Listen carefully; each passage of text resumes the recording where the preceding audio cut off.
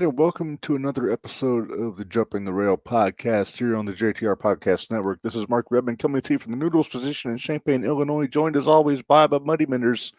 And Minderz, it's kind of a happy anniversary episode. This is August 9th, 21 was our first Jumping the Rail episode, and it's August 12th. And so we've made it 4 years.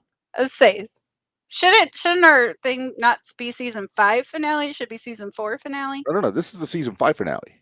It's 4 years, but we do multiple seasons. So this is season 5. This has been 4 years. Gotcha. But this is, as you said, this is the season finale for the JTR podcast. Well, happy anniversary, Reb. You're the only one that's been here that entire time. Yeah, well, I appreciate it. It wouldn't have gone this long if you hadn't jumped on. I'll say that, because you swooped into the rescue when I needed a co-host. No, I broke my foot and I needed something to do to keep me entertained. That's true. Well, poor Gary was always on the injured reserve for something. So, and now you're stuck with me. And they say we have good chemistry, but we do. And you pull your weight. You get some shit done on the podcast, and I appreciate that. Even if it's last second. Even if it's last second, like it is today, because we have something we're going to get to a little later on. We have a special, it's not a world premiere because it has premiered on YouTube already, but we're going to be showing the brand spanking new X-Bombers music video. Yes. And they're actually going to jump on with us and talk a little bit about it a little bit later on. Behind the scenes. I can't wait to hear what Plunky did. Yes, because this is for our buddy Plunkett's entrance music. Yes. All right, but first off, let's get to some headlines here, Minderz. Oh, yeah. Headlines. All right, here we go.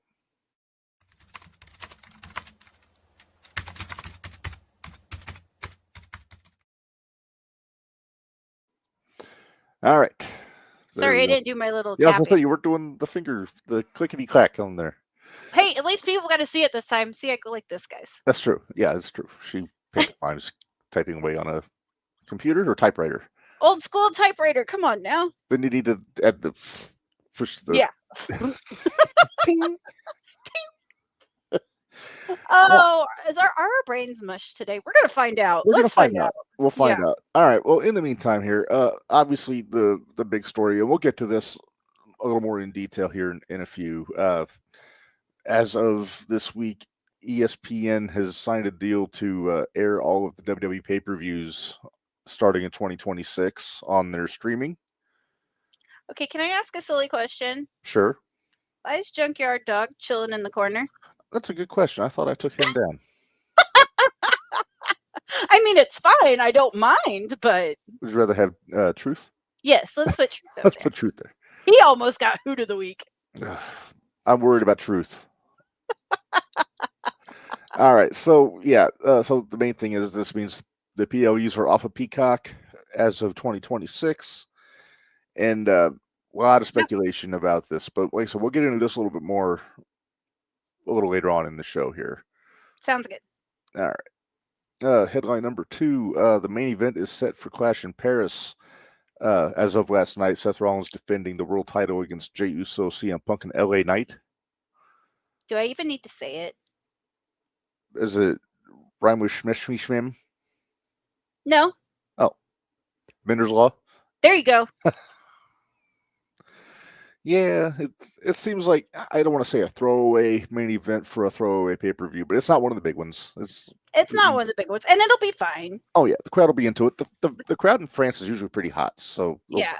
The UK will have them yeeting, and they'll sing Seth's song, and they'll chant along with LA Knight and all that. It'll be a... Sing CM Punk's song. Uh-huh. All right. This made us both nervous when we heard it, Minderz. But one of our favorites, Jonathan Gresham, apparently suffered 2 strokes in the span of like 2 days. It was right after he had that match with Pete Dunne too. Yeah, it was right after Bloodsport. Yeah. It sounds like he wants to try to be out only 2 to 4 weeks. Dude, don't rush it. We'll see if Jordan agrees to that. Yeah, we'll see what Jordan has to say about that. But it sounds like he's going to make a full recovery, which is great. Yeah, but, which is awesome. Yeah, because when I read that scared the shit from what he was saying, it sounds like it was like an effect of COVID issues. Yeah, that's what they were saying. Mm-hmm. Because he's a young guy. He's younger than both of us. Yeah, I think. Yep. Sean, this did not make headlines, but we will talk about it though. Hold on. I'm curious now. What? I'm curious now as to how old Gresham is. Oh, yeah. Did you? How old? No, not that guy.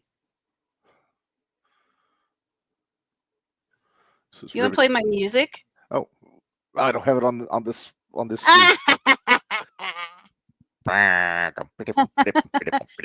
Actually, he's not a whole lot younger of us than I thought he was. Oh yeah. He's only 37. Oh, okay. I was thinking he was younger a sprightly young age. Yeah, I mean, it's still a young age, but yeah. I was thinking he was younger than that. Okay. Hopefully the recovery is speedy because, and it's not even that we want to see him back in the ring. We want to see the guy be healthy. Yeah, we just want him healthy. We want him to be well because we're fans. I want him on the next Bloodsport, and that's in London. So. Yeah, I wonder if maybe the missus will make him take a little break from blood sports for a while. She might. Yeah. Although I feel like Bloodsport's still one of the safest ones, in all honesty. Kind of is. Same thing with like UFC. The referees are on the ball in it, and they're a lot more. I know it's still a work show, but they work pretty stiff in those Bloodsport shows. They do. Yeah. All right. Well, let's move on. This one bummed me out. It didn't me. Kross Scarlett done with WWE. Their contracts expired Monday. Now, I talked to our friend Gary Visalio today, Minderz. Did you? I asked him a simple question. What did the bearded dragon have to say? I asked him just straight up. I said, Kross, work or shoot? Mm-hmm. And he responded with, "Never happened. It's a work." He thinks that he's gonna be back. Here's the thing: they've done that now with Truth. They can't do it again. And here's the other thing: the fans were pretty vocal about wanting Truth back after he got released. I didn't hear much of that on Raw, but part of me wonders if that's because they were in Quebec. Yeah, part of it could have been they were in Canada. Yeah. However, you know what this means? Bloodsport Kross? Well, we get Bloodsport Kross, plus I bet we get him at Squared Circle. I'm hoping. That did cross my mind. Maybe they'll start doing podcasts. Well, they put their email address out for indie bookings, so I wonder, do we dare take a shot at least just to find out what their booking fee is? I'm willing to bet that it's going to be out of our beyond our budget. Oh, I'm sure it's going to be out of our price range. But it's worth looking into because they would be a cool. What are you talking about? Did you see the little documentary that Kross put on YouTube? Not yet. I haven't. No. I haven't watched it yet. So I've got it saved, but apparently he put it out like basically over the weekend as his contract was expiring. So it looks like it's pretty interesting. So I'm going to go back and watch that. Hopefully we'll get him. If it's up to me, I would say put him in New Japan. Yeah. Because he would be huge in New Japan. Either New Japan or what about Maple Leaf? I bet they book him for Maple Leaf Pro. Dude, put him against Latimer. There you go. I pay money to see that. AJ, I want him to stay away from Tony Khan. Not as far away from Tony Khan as possible. He will be ruined. Wait, could he go with Eric and whatever was supposed to be that new promotion that him and Hogan were doing? Real American Freestyle or whatever it's called? Yeah, whatever it was. Maybe. I mean, that would be... Eric says they're keeping going. So we shall see. We shall see. All right, then the last headline I got, G1 Minderz over in Japan. Oh, yeah, how's that going? Well, it ended. Sabre Jr. and Evil are both leading the respective blocks. You got A block and B block. Oh, it's not over yet. It's not over yet. The tournament, the finals are on Sunday. Okay. But here's the full standings as I know them so far. For the A block, Evil is on top of 12 points so far. They get 2 points for a victory, basically. And right. So he's 6-3 so far in the tournament after 9 matches. David Finley has got 10 points. Yota Tsuji also has 10 points, as does Yuya Uemura and Bolton Oleg. So they got kind of a log jam in second place there. I always butcher this name. Ryohei Oiwa, and I apologize if I got it wrong, has We're 8 so points. sorry to our listeners. Yeah. Our international listeners. Yes. Callum Newman has 8 points.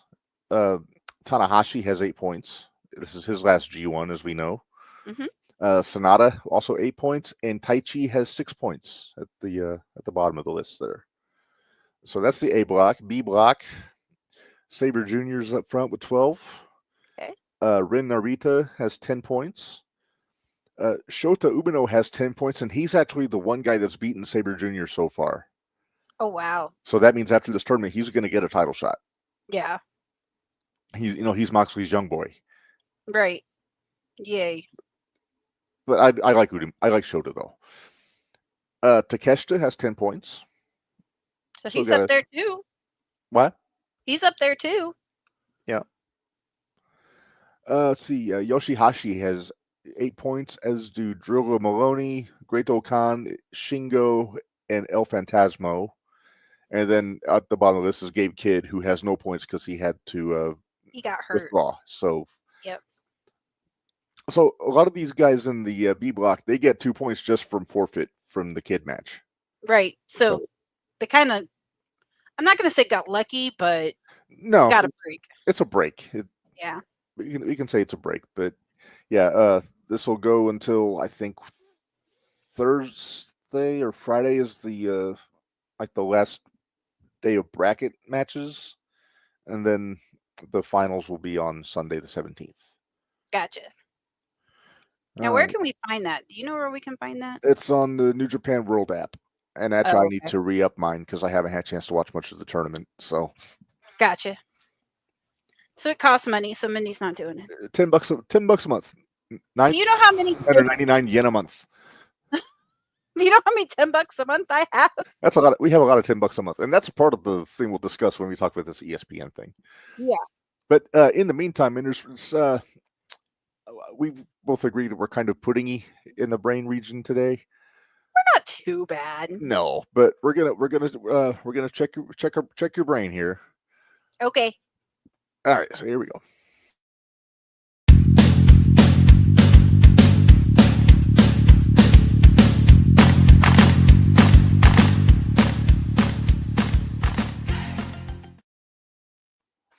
All right, it is time for Name That Wrestler. Minderz, you know how this works. I show a picture of you, guess wrestler. In this case, it's brain surgery. I'm telling you. Yeah, well, this one might be a little tricky. This is actually 2 wrestlers. Oh. Okay. It is a color photo. Okay. They're both current. Okay. Are you ready? I'm ready. All right, here we go. Hey, I saw this. Shit! Damn it! Dustin and Cody. And I saw that. I thought I had a good one. Well, I mean, yeah, I probably would have had a little bit of a problem, but I saw it earlier this week. I'm sorry, I can't send these ahead of time to double check if you haven't seen it yet. I know, right? But that's what makes it fun. That's what makes it fun. And that's okay, because I'm pretty sure I picked a really easy one for you too. Hey, are you jumping out of that now? No, you gotta do the. I gotta do the bumper first, but you gotta do the bumper first. Yeah. All right. So you're gonna check. Sorry, I didn't mean to spoil. I didn't mean to spoil your fun. No, it's fine. It's not the first time. Hey, it's better than when I had the Fit Finley picture that had his name on it. His name on it. All right. All right. So you're going to run the buffer, and then I'm putting in my picture, correct? Yes, because apparently you seem to enjoy checking my brain. Yes, I do enjoy checking your brain. That was kind of fun last week. All right. Well, here we go.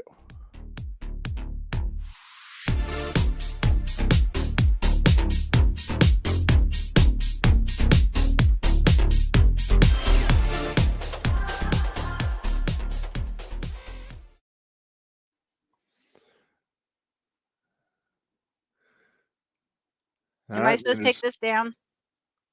Yeah, because if I go, I'm going to see. Well, I haven't put it in. Oh, there it is. Never mind. I see it. Okay. All right. Well, this is your segment, Minderz. So This is my segment. So, Reb, I'm going to check your brain. And this is actually something where I am actually completely and totally no good at this part. So, this is where we check your Rain Man status. okay.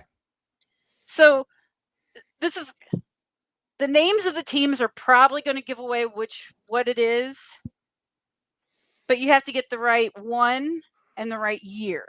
Okay. Real quick, in case somebody missed last week, run down what you're doing here. So what I'm doing is I have picked a show, whether it be WWE, AEW, ROH, ECW, TNA. Anything with a pay-per-view. Yeah, anything with a pay-per-view. I'm going to start at the bottom of the card, including dark matches. Oh, including dark matches. Interesting. Yeah. Okay. I'm going to include the dark matches because it doesn't differentiate on where I find what the card is. Okay. So I'm going to start giving him the matches, and then he is going to say, I got it, when he thinks he has it. I wish I had a little bell that I could. It'd be nice, but we can work on this a little more. I got Fonzie's whistle, but I don't want to take that out of the package. No, don't take that out. That's in its packing still. But anyway, so he's going to guess what year and what pay-per-view it was. So this All one, right. the dark match is probably going to give away exactly who, like what group did it. Okay. I'm going to tell you that right now. Okay. So dark match was Team Canada. So EY and A1. Okay. Versus the Naturals. Okay. Andy Douglas and Chase Stevens. Yes. Okay. Okay, now actual starting match was Team 3D Mm-hmm. against the James Gang. Okay. Any clue yet? I have a hunch. Keep going. Okay. Then was Rhino versus Team Canada, consisting of Bobby Roode and Coach D'Amore. You got it? I got it. You got to say I got it. I got it. People on the podcast part Oh, that's true. Okay. can't see your hand go up. Okay. Well, go through the rest of the card. Senshi versus Sonya Dutt, Alex Shelley, Shark Boy, Petey Williams, and Jay Lethal. Kevin Nash with Alex Shelley versus Chris Sabin. Pre-machine guns. Yes. So. AJ Styles and Christopher Daniels versus America's Most Wanted, Chris Harris and James Storm, with Gail Kim. Mm-hmm. Samoa Joe versus Scott Steiner. And Jeff Jarrett versus Christian Cage, Abyss with James Mitchell, Ron the Truth Killings, and Sting. It's funny you picked this show, Minderz, because this is actually the one that I wanted to do for our next watch along, but I can't find it on YouTube. Crap! I didn't think this was the right year. I thought it was a different year. No, this is TNA's Slammiversary 2006. And you are correct. And not for nothing, the Daniel Styles AMW match is fucking phenomenal. I may have to bring the DVD over to the Hoot Hall at some point just so you can see it. Sounds like a plan. But yeah, the Rhino match was the first time I'd seen Scott D'Amore actually wrestle in a match since he retired from active, and he actually went for a moonsault. Oh dear Lord! A big fat moonsault. Okay, but we gotta hurry and get through Hoots and Judy's. Okay. Because we may have a guest coming on here in about 10 minutes. Okay. Actually, 2 guests. Okay. Well, that was a good one, Minderz. I mean, I can't help that I'm this good. It's fine. I mean, it doesn't. I'm glad you are, but I'm not. So you asking me these questions, I was looking and say, that could have been a TNA one. After you said 3D and the James Gang, I thought it was Slammiversary because they had a match, I think, at the next pay-per-view. Well, and then This was the Bingo Hall Brawl, though. Yes, it was. Yeah. And I was afraid to tell you that when I was going through it. Yeah, that would have given it away. I know. I was like, I'm not going to say what type of match it is. The main event was King of the Mountain. Yes, it was. All right, let's move on here. Hey, One of these days, I'm going to get you, Redmond. you may. We'll have to see. Let's see what happened here. Yeah, you can switch back over now. I'll get out of here. I'll go back to comments and do my job. Okay. All right. Well, let's move on to Hoots and Judy's. We'll start with our good hoot. Good hoot. Yep. I'm gonna go ahead and take that Slimeversary flyer off of there just to save room. All right. Oh, okay. So I think we both picked co-hoots this week, We did. and they're both out of the same match. Although I debated. I really debated. So did I. I almost went with just one out of the two, but I decided to go co-hoots on this one. Would you like to go first? I went first last week. Would you like to go first? I'll go first. Okay.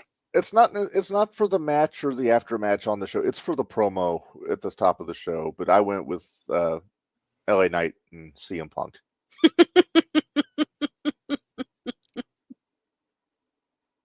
Yep. This could be something if they do it right. LA is such a good worker. He is. Punk, I think, is going to enjoy working with LA because he knows what he's doing and he's not working with children.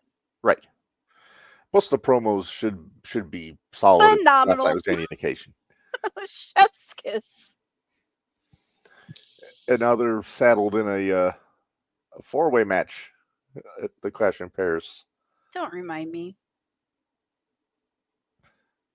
I really hate they made that a four-way match. But I kind of saw it coming. I thought it was going to be Roman instead of Uso. Nah. I don't think Roman's going to go to France unless he's winning. And he wasn't going to be winning. So well, they might be doing something with him and Bronson. Yeah. So You'll shoot a fella. Shoot a fella. Right, Speaking of your hoot. Speaking of Bronson Reed and Braun Breaker, though he will be my co-hoots of the week. Looks like Braun's reading the graphic. Right? Okay. Braun making the comment about what? You're 47 and you're 40? I'll kick both your asses. But he apparently Steiner math was in full glory last night. Honestly, I did not care for that. You didn't? I thought that was hilarious. No, because then what happens if they beat him? He got beat up by two old men. Well, as I said, Scott agreed with me. He said Steiner math at its finest. Because he's like, 47 and 40. You're over 100. And it was like, what? Wait a minute. What? I was all confused. I was like, he went to college. He did go to college. But he's a Steiner. So it was Steiner math in full effect. Steiner math in full effect.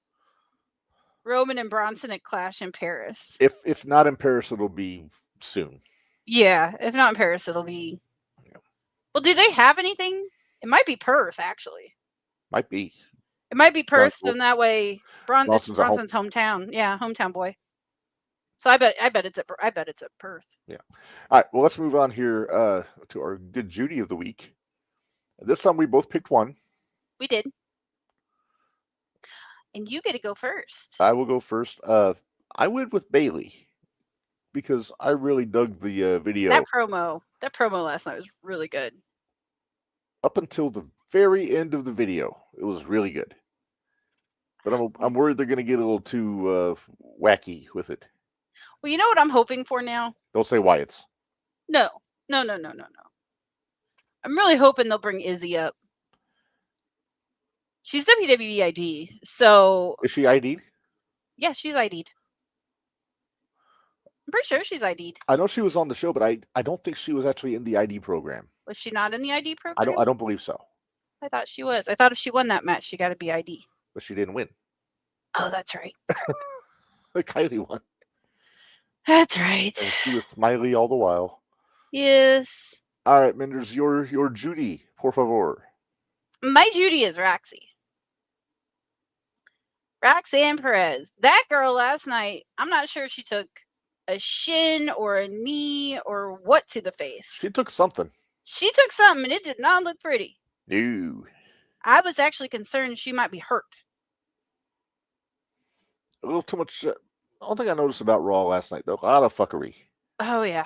In a lot of the matches. A little too much fuckery last night for us. Yeah. All right, let's go with Stooge. All right. Actually, I think we need to put a pin in this. Nah, let's go ahead and do Stooge. They'll be all right. Okay. Yep. Why don't we invite them in, then do Stooge? All right. Hey, X-Bombers. Minderz, Rep, great to see you. Hi, guys. Guys. Hey, you joined just in time to catch Stooge of the week. Are you ready to see who our Stooge of the week is? I was hoping to be Yes. Iggy Pop, but we'll find out. Iggy Pop is just an eternal stooge in the best way. All right, Reb, who's our Stooge of the week? All right. This might piss some people off, but it's our Eh. favorite grumpy Canadian. Oh, boy. What did he do this time? What Wait, I did he do know what he did this time. You know damn well what he did. I do know what he did. Go ahead, Reb. Oh, I was going to let you say it because Hmm. I enjoy when you get grumpy. I did last time. It's your turn. I got to make sure I got the Make image sure you here. got it right. Come on, we can't keep our Okay, X-Bombers I've got- waiting. Okay, full quote from Bret Hart about modern wrestling, Gunther and chops. So this is going to be good. Quote, I don't want to sound like I'm tooting my own horn all the time. Yes, he does. Toot, toot. But the best wrestling has to pretend to be real. Come on, Brett. I mean, that's what I did. I tried to make it as real as I could. Contrary to that Gunther guy, I hate wrestlers that hurt each other on purpose. I hate it when you're out there getting beat up and hurt by a guy for real. They, chops, look like shit. They make a big slap sound, but they hurt. It's not supposed to be real. Like, I'm not supposed to really wake up with a really sore chest the next day, so I have no respect for guys that hurt each other all the time. And it's just, to me, lazy shit wrestling when guys like Gunther, and I've told him this to his face, it's bullshit. Like, when you're hurting somebody for real, you're unprofessional. And I wrestle guys never hurt anybody. Now, it's true that he never hurt anybody in the ring, True. but you gotta weigh it in, though. You do, or it's gonna look like shit. Right. Sorry. Like, I don't- Brett was never known for his strikes. No.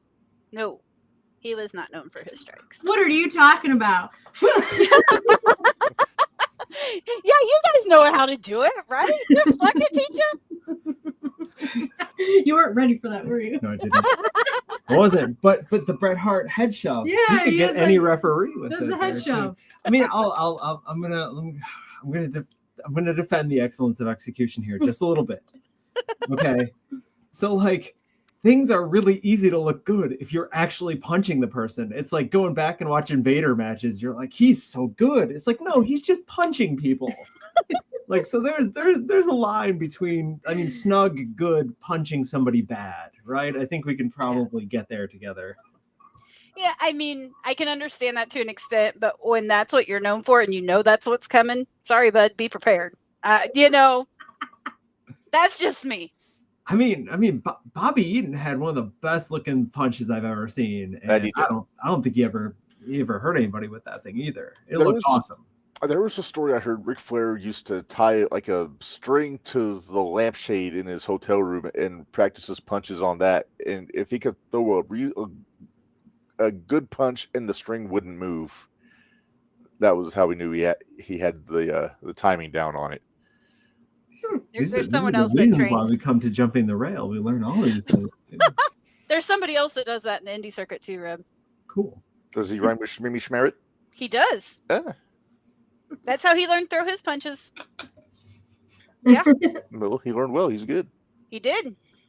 All right. All right, so we brought our friends in for this because we mentioned at the top of the show we're going to be showing the brand new music video today for Bad Man. Is that right? He's a Bad bad man. man. Okay, Yeah. I forgot the he's. I apologize. Yeah. But it's for our buddy Jeremiah Plunkett, though. It's We all claim that he's our buddy now because we love Jeremiah. He is everyone's buddy. Here's the thing: is that he is actually like I would not want to mess with that man, but he is like genuinely nice too. Yeah. So it's that awesome contradiction. He looks like a big mean guy, but he's the giant teddy bear. I've had the misfortune of accidentally running into him a couple times and things like that too, and it's like it's running into 100-year-old oak tree with that man. Like it's Solid. Bret Hart would like him. It's real. He's not trying to actually hurt me on that. But yeah, we shot this all over the streets of Murfreesboro, Tennessee. We like run and gun with it. The idea was to tell like this kind of like this Guy Ritchie New Hollywood sort of story with part of it, and then have like a couple performances. So we put all the love we could possibly have, because this song's been like a surprise. I don't know if you know, but it's been played on over 400 radio stations in 33 countries. Oh, nice. So yeah, I believe it. Yeah, it hit 48 on the radio indie chart. So like so many cool opportunities from it. And so, we always kind of knew we wanted to work with Jeremiah on this, and we didn't really know what it looked like. In our earliest iteration of it, he was a wrestler in it. And then at some point that changed. We're like, you play a wrestler all the time. You know what I mean? And he's like, so I'm like a Statham type. And we're like, yes. And so from that moment he got it. And so when you watch it too, you have to realize we're in Murfreesboro, Tennessee. It is 98 degrees out when he's doing this. Jeremiah is walking around the streets of Murfreesboro wearing like a Hitman wool coat and got this briefcase. Nobody knows what's in it. And by the way, this is a fun thing. So we wanted the briefcase to feel like it had significance. And so the entire time you see it, he's actually carrying the Mid-America Championship, the real original belt around with it as well. Very nice. Yeah, very nice. It had that significance to it. And so you'll always watch it. Like when he's on the mission, it's always left to right on the frame, left to right on the frame, left to right. And at some point he reaches the point and turns around and, I don't want to ruin the ending on this thing too. Well, how about, Reb, let's do this. Let's go ahead and play it. Okay. And then we'll come back and we'll talk about some behind the scenes stuff. And I'm going to put this out there too. I'm going to, this is the only podcast where I think this is going to get a pop. There's a former 0-1 world heavyweight champion in it. Oh, It's the only at the 0-1 podcast. Yeah. So I figured, there you go. Figured you'd get a kick out of that. All right, Reb, let's All play right. this. All right, here we go here. All right. If it'll. He's a bad, bad man. Whoa. Oh, he's a bad, bad man. Whoa.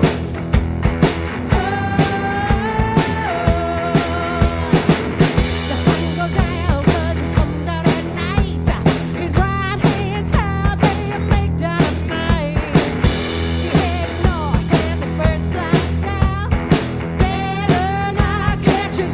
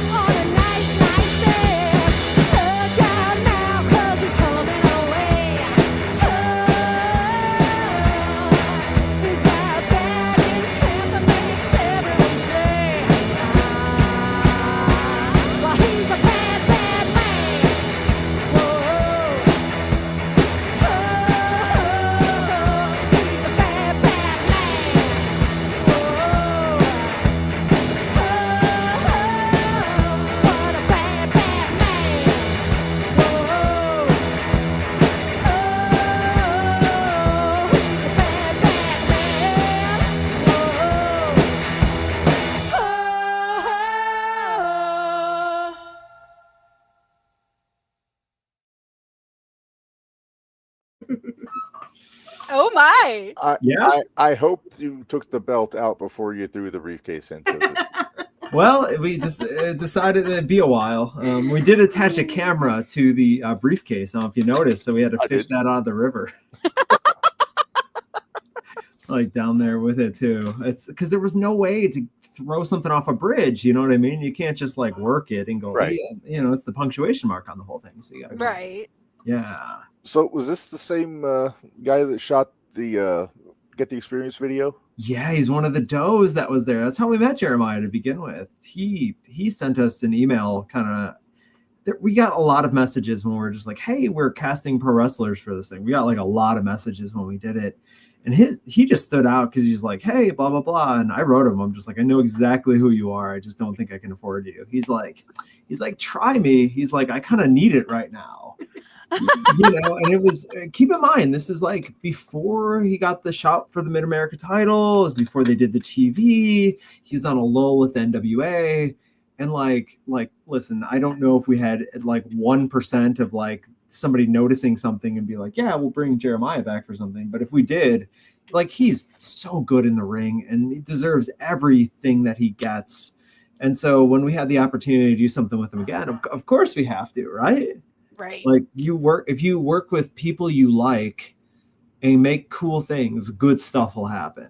Right. If you like, you know, and that's just the attitude we've had for the last 5 years. The first 10, we worked with people, you know, we didn't always like, and that didn't work. So. Now here's the question, Reb.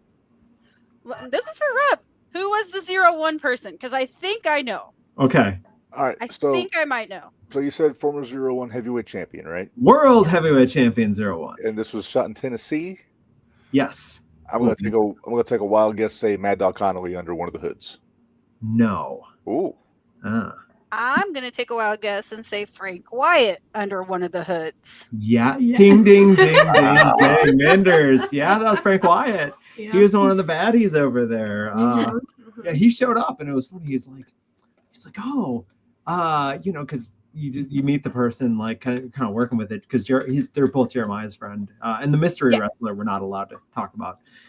But like the other two, they showed up and they were Jeremiah's friends and we're like, okay. And like Frank Wyatt, I'm like, oh, I watched the most brutal bull rope match I've ever seen in my life in a Sears, in an abandoned Sears in the Mattoon Mall. And kids were upset. And it was awesome. He's making kids cry, bro. He was. They were upset. That's what Frank does. Frank's brilliant. He really is brilliant. We're driving. It's Tennessee to Illinois after we've played a show, by the way, and we're like, I'm like, oh, I didn't know who he was until we're driving because I couldn't sell. I was like, oh my god, and I just sent Jeremiah a message. I was like, we knew Frank, and it's just one of those funny things. You know? And the other one, that's Chris Norte from. He's a ref now, but he used to do like NWA main event and stuff like that too. And so you watch him. But yeah, I was gonna say when you were like one of them's a 0. I was like, I know that body shape and I know the height, and that's got to be Frank. That's got to be Frank. That's Frank. Yeah, that's good. Good eye. I think that's what it is too. Yeah, it's Frank. I figured he'd be the only ones in the world. We appreciated it. We always like Frank's work too. And so, yeah, he's a good guy. Yeah, and interesting thing on this is like at least it got to the pitch stage at NWA to do something with it on TV. So at least it went on Billy Corgan's desk and he watched it and sent it to producers, and it's kind of in like purgatory right now with it. But it got past William Patrick Corgan. So that's we can say that sometimes we'll play on stage. We're like, listen, say what you will, but we're the only band here that has been seen by Billy Corgan, and he said, "This is okay." I'm like, that's high praise coming from Billy at that point too. He has high standards, and so and he does not have a whole lot of free time. So the fact that he was able to get eyes on it is really saying something. Mm-hmm. Yeah, and and also it's in play with a few places. Like, so Jeremiah's home territory is it's one of our favorite territory TVs. So Joe Kazana Promotions. I don't know if you watched NWA JCP. We've had Joe on the show. Have you? Yeah, we've had the country gentleman on. Oh, awesome! Oh, buy the book kind of podcast. So, so they have a TV deal coming on, I think, was it WATE down in Knoxville, which again cracked me up because that is prime Smoky Mountain territory. Well, And Joe so- knows Cornette, I guess. So Oh yeah, he if you go back and watch Smoky Mountain, he I would think work for him. Joe's there. Yeah. Yeah, he would work for him, and he'd say, "Oh my God, it's Joe Casana, who looks exactly like AJ does now." Back then at Smoky Mountain, they got that just, I don't know how to say it, beef body type to them, right? Like they're just The country boys, you know. yeah. We've been referring to it as we love people who are like ugly strong, like they're not body types, but like they'd move the car on their own, like it's a Mentos ad. That's my preferred wrestler. I don't want to see abs, right? Hey, Minderz, next time we have Joe back on, we need to make sure we ask him about if he has any Brian Hildebrand stories. All right. He's my I favorite will referee. make sure. That's I will make sure. anyone who knows favorite referee Mark Curtis, right? That's the fact that he kicked the shit out of a dude that jumped in the ring in a WCW show. And he's a little guy. You wouldn't think he'd kick some ass, but he sure He did. hooked him. Yeah, he went. It was And- impressive. And refereeing in suspenders, nobody did that. He's the best. So Chris, one of the guy in the elevator with the pipe who got punched. So he's a referee, and we got to, the neat thing about this is we shot it one day, and the next it was the first pro wrestling symphony event in Nashville. Mhm. And it's kind of a cool upstart. Like they're pushing really hard. Jeremiah was on the card against Beef from AEW. Oh yeah. Gnarls Garvin. Yeah. Know him too really yeah. well. we talked a bit backstage. Like he's like the nicest guy.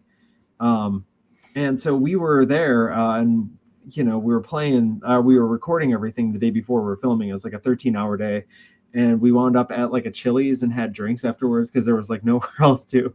So we ended up buying Jeremiah a replacement briefcase for it too because we felt so bad we couldn't get the other one out of the river. But like the next day when we did it, like we got to see Chris referee the Jeremiah match, and he reminded me a whole lot of Brian Hildebrand too. Nice. It's like you didn't know he was there until you looked at him and realized how good he was with stuff. And those are my favorite referees. Yeah. Not like that guy in AEW. He drives me nuts. He does all the Bucks matches. Rick Knox. Rick Knox. He drives me bonkers. Corpse ref. Corpse ref. It's almost a timer, right? Like it's over under 40 seconds before it breaks down and tags no longer matter. And then 7 minutes in the match, there'll be a tag. Yeah, for some god awful reason. Why, Yeah. Rick? Why? Yeah, that's Rick. I've gotten to where I just ignore him. I don't care if he's there or not because it's basically the same thing. Yeah. But But- it is what it is. But yeah, we figured we'd be the only ones in the world to be impressed that like we were pumped that like about Frank in there too, and we thought Jeremiah was awesome in this too. Yeah. Like, it's just because that's not a role he typically gets to play, but like he's like so committed and serious about this stuff. We thought we were gonna kill him. He was breaking in new boots while doing it too, like. And if you watch too, we wanted it to like show a story with daylight. So at the end of the day, it's very amber. But in the beginning of the day, it's like kind of like gray. And so if you watch it, the daylight actually changes. So we were going that whole time. And it's just the funniest thing. And so we show up at this really shady hotel. I noticed. I was curious. So it's a really shady hotel we show up at. And so we're out there and we park in front of a liquor store. As Jeremiah gets out looking like a hitman with this like case that's in there too. And so that just set the tone for the day. So we had enough time to film everywhere before like people started to like gather around and we had to get out of there. Because we shot in some like truly kind of like shady sorts of like places and stuff like that too. So it was kind of wild. So full on guerrilla filmmaking. Like no issues or anything with anybody. No. Although in an alley, so we did that fight scene, and that's when we started getting a crowd because it looks good, right? Like it looks good where it's the fight and everything's there, and there's masked men. So on both sides of the alley, we're starting to get people, and there's this one shirtless guy with a bucket who was like following us and like miming out the moves. And then at some point, he asked us if we wanted a bath or a bat, and I'm not sure. You still don't know which he was asking. I don't know which one's the better option. Yeah, which one's the better option? I don't know. He's like, the problem was, it's like he seemed nice, but I didn't want a bat or a bat for him at that point too. No. He was pumped. He's just like, this was like the highlight of his day, watching Jeremiah kind of beat these goons up, sort of thing too. Well, who knows how much excitement they get in Murfreesboro on any given afternoon. That's true. It's true. It's true. But they knew it. Jeremiah was great for finding all the scouting locations and everything like that. Nice. Too. And so this we're excited about it. Like, we've got it out for distribution on, like, we're going to catch it on some TV shows I hear coming up. So it's getting pitched to like music video sorts of like TV shows and things like that. And there's an outside chance. I don't know if you heard that Headbangers Ball got rebooted on MTV. I've heard something about that. And so there's an outside chance that it might end up on there too. So Nice. You mean there's going to be music videos on MTV? yeah, what does the M stand for? Mind blown. Minderz TV now.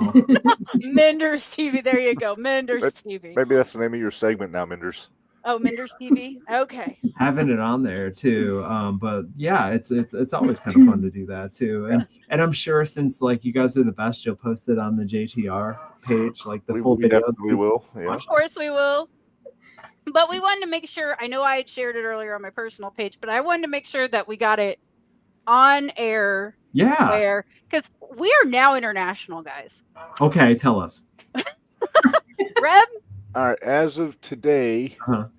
we have how many? I know we have Ireland. Mm. We did have Ukraine. It varies week to week which countries we got. As of today, we've got Hong Kong, Russia, Canada, Australia, the UK, and Singapore. All right. The JTR tour is going to be worldwide at that point. Yeah. Oh, and US, but I figured that was. Well, yeah, but we just skipped the US. We know it's important, but yeah, whatever. But I noticed no Canada, because here you are besmirching their national hero and Yeah. treasure, Bret Hart. Yeah, it'll be all right. They'll forgive us. They heard. They're all They're like, used to it. They're Yeah. used to it. they spoke poorly of Bret Hart. Yeah, they'll probably Okay. look at us and be like, yeah, they haven't said anything bad about Sami Zayn yet. We're still good. Honestly, I'm more of an Owen guy. So Yeah, and we've said that too. So, I and thought we you still were- have them. You're more of a Bruce Hart guy. oh god, no, I am not a Bruce Hart guy. Still Oh no man, him. that Hey, but we guy, always call him the speak highly. shoehorn because he tried to wedge himself into every conceivable angle he could find. Love during it. the 90s. Love We do it. speak highly of Maple Leaf Pro, though. Yes, We've been very impressed with Maple Leaf Pro. Is that the one out of London, Ontario, or yeah, where's it that's from? Demore's territory. Demore's territory. It's funny. I've always liked everything Scott Demore's done. Like, I loved his era in TNA. I really enjoyed it there. You know, I even loved him as a job guy in WCW. You know, Scott Demore. Who Hey, knew? Reb, I know we're completely going off our usual like timing of everything, but can we go ahead and do Top 10 Tuesday while we have Kitty and Nancy here? We can do that. Please. If they want to hang out for this. Would you guys like to see the top 10 for this month? Yeah. I think you'll enjoy it. All right. Here we go. You ready?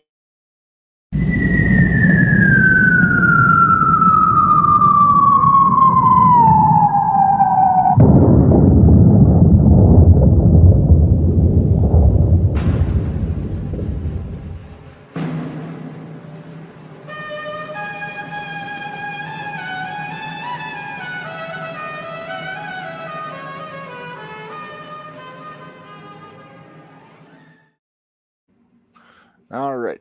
So yeah, Going to headlines? Why'd you go to Oh, okay. I haven't changed the wallpaper yet. Gotcha. All right. So we got our top 10 Tuesday. We do this the second Tuesday of every month. It used to be every week, but it got to be real pain trying to think of something every week. But so our category, because we just did a TNA watch along last week. Okay. So our topic this week is greatest TNA X Division champions. What era of TNA? Just curious. Across the board. Okay. So there's a couple of newer guys, but most of them are kind of in that golden era. The nice era. The yeah. good era. I've always said 04 to 07 is probably the best period for TNA, in my opinion. But- Yeah. Maybe throw 08 in there a little bit. Around the time Joe got the belt. But all All right. right, Reb, because I actually looked this up, so I have opinions. Okay. All right. Well, our number 10 is the guy who just lost it, Moose. I wondered how far high up you're going to have him. I put him kind of low just because he's only had the belt one time, but he had it for a while though. But he had it for a long time though. He did have it for a long time. I like how Truth is just watching in the corner there, even though he never held this belt. So Nope. no, Moose, he's got Trick coming up this weekend for the Good. for the world Then title. he'll get the belt back. Maybe. We got to make picks today too for our for this weekend for TNA's. Yeah. All right.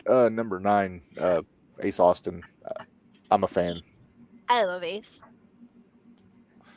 Apparently, he's some sort of magician because he does like some sleight of hand stuff during his entrance, which is cool. Well, let's get to the fun era. I mean, I know Ace was not really in that fun Okay, era. he's the last current guy. that Okay. I've got. Okay. And now we're getting into the classics. I would say you put Leon Slater in there, I might have to hurt you. No. Leon Slater's not. He just got the belt. He's I know. That's why I said I'd have to hurt you. come on. You know me better than that. You're right. I do because we share a brain. And he also bounced his face off of a floor.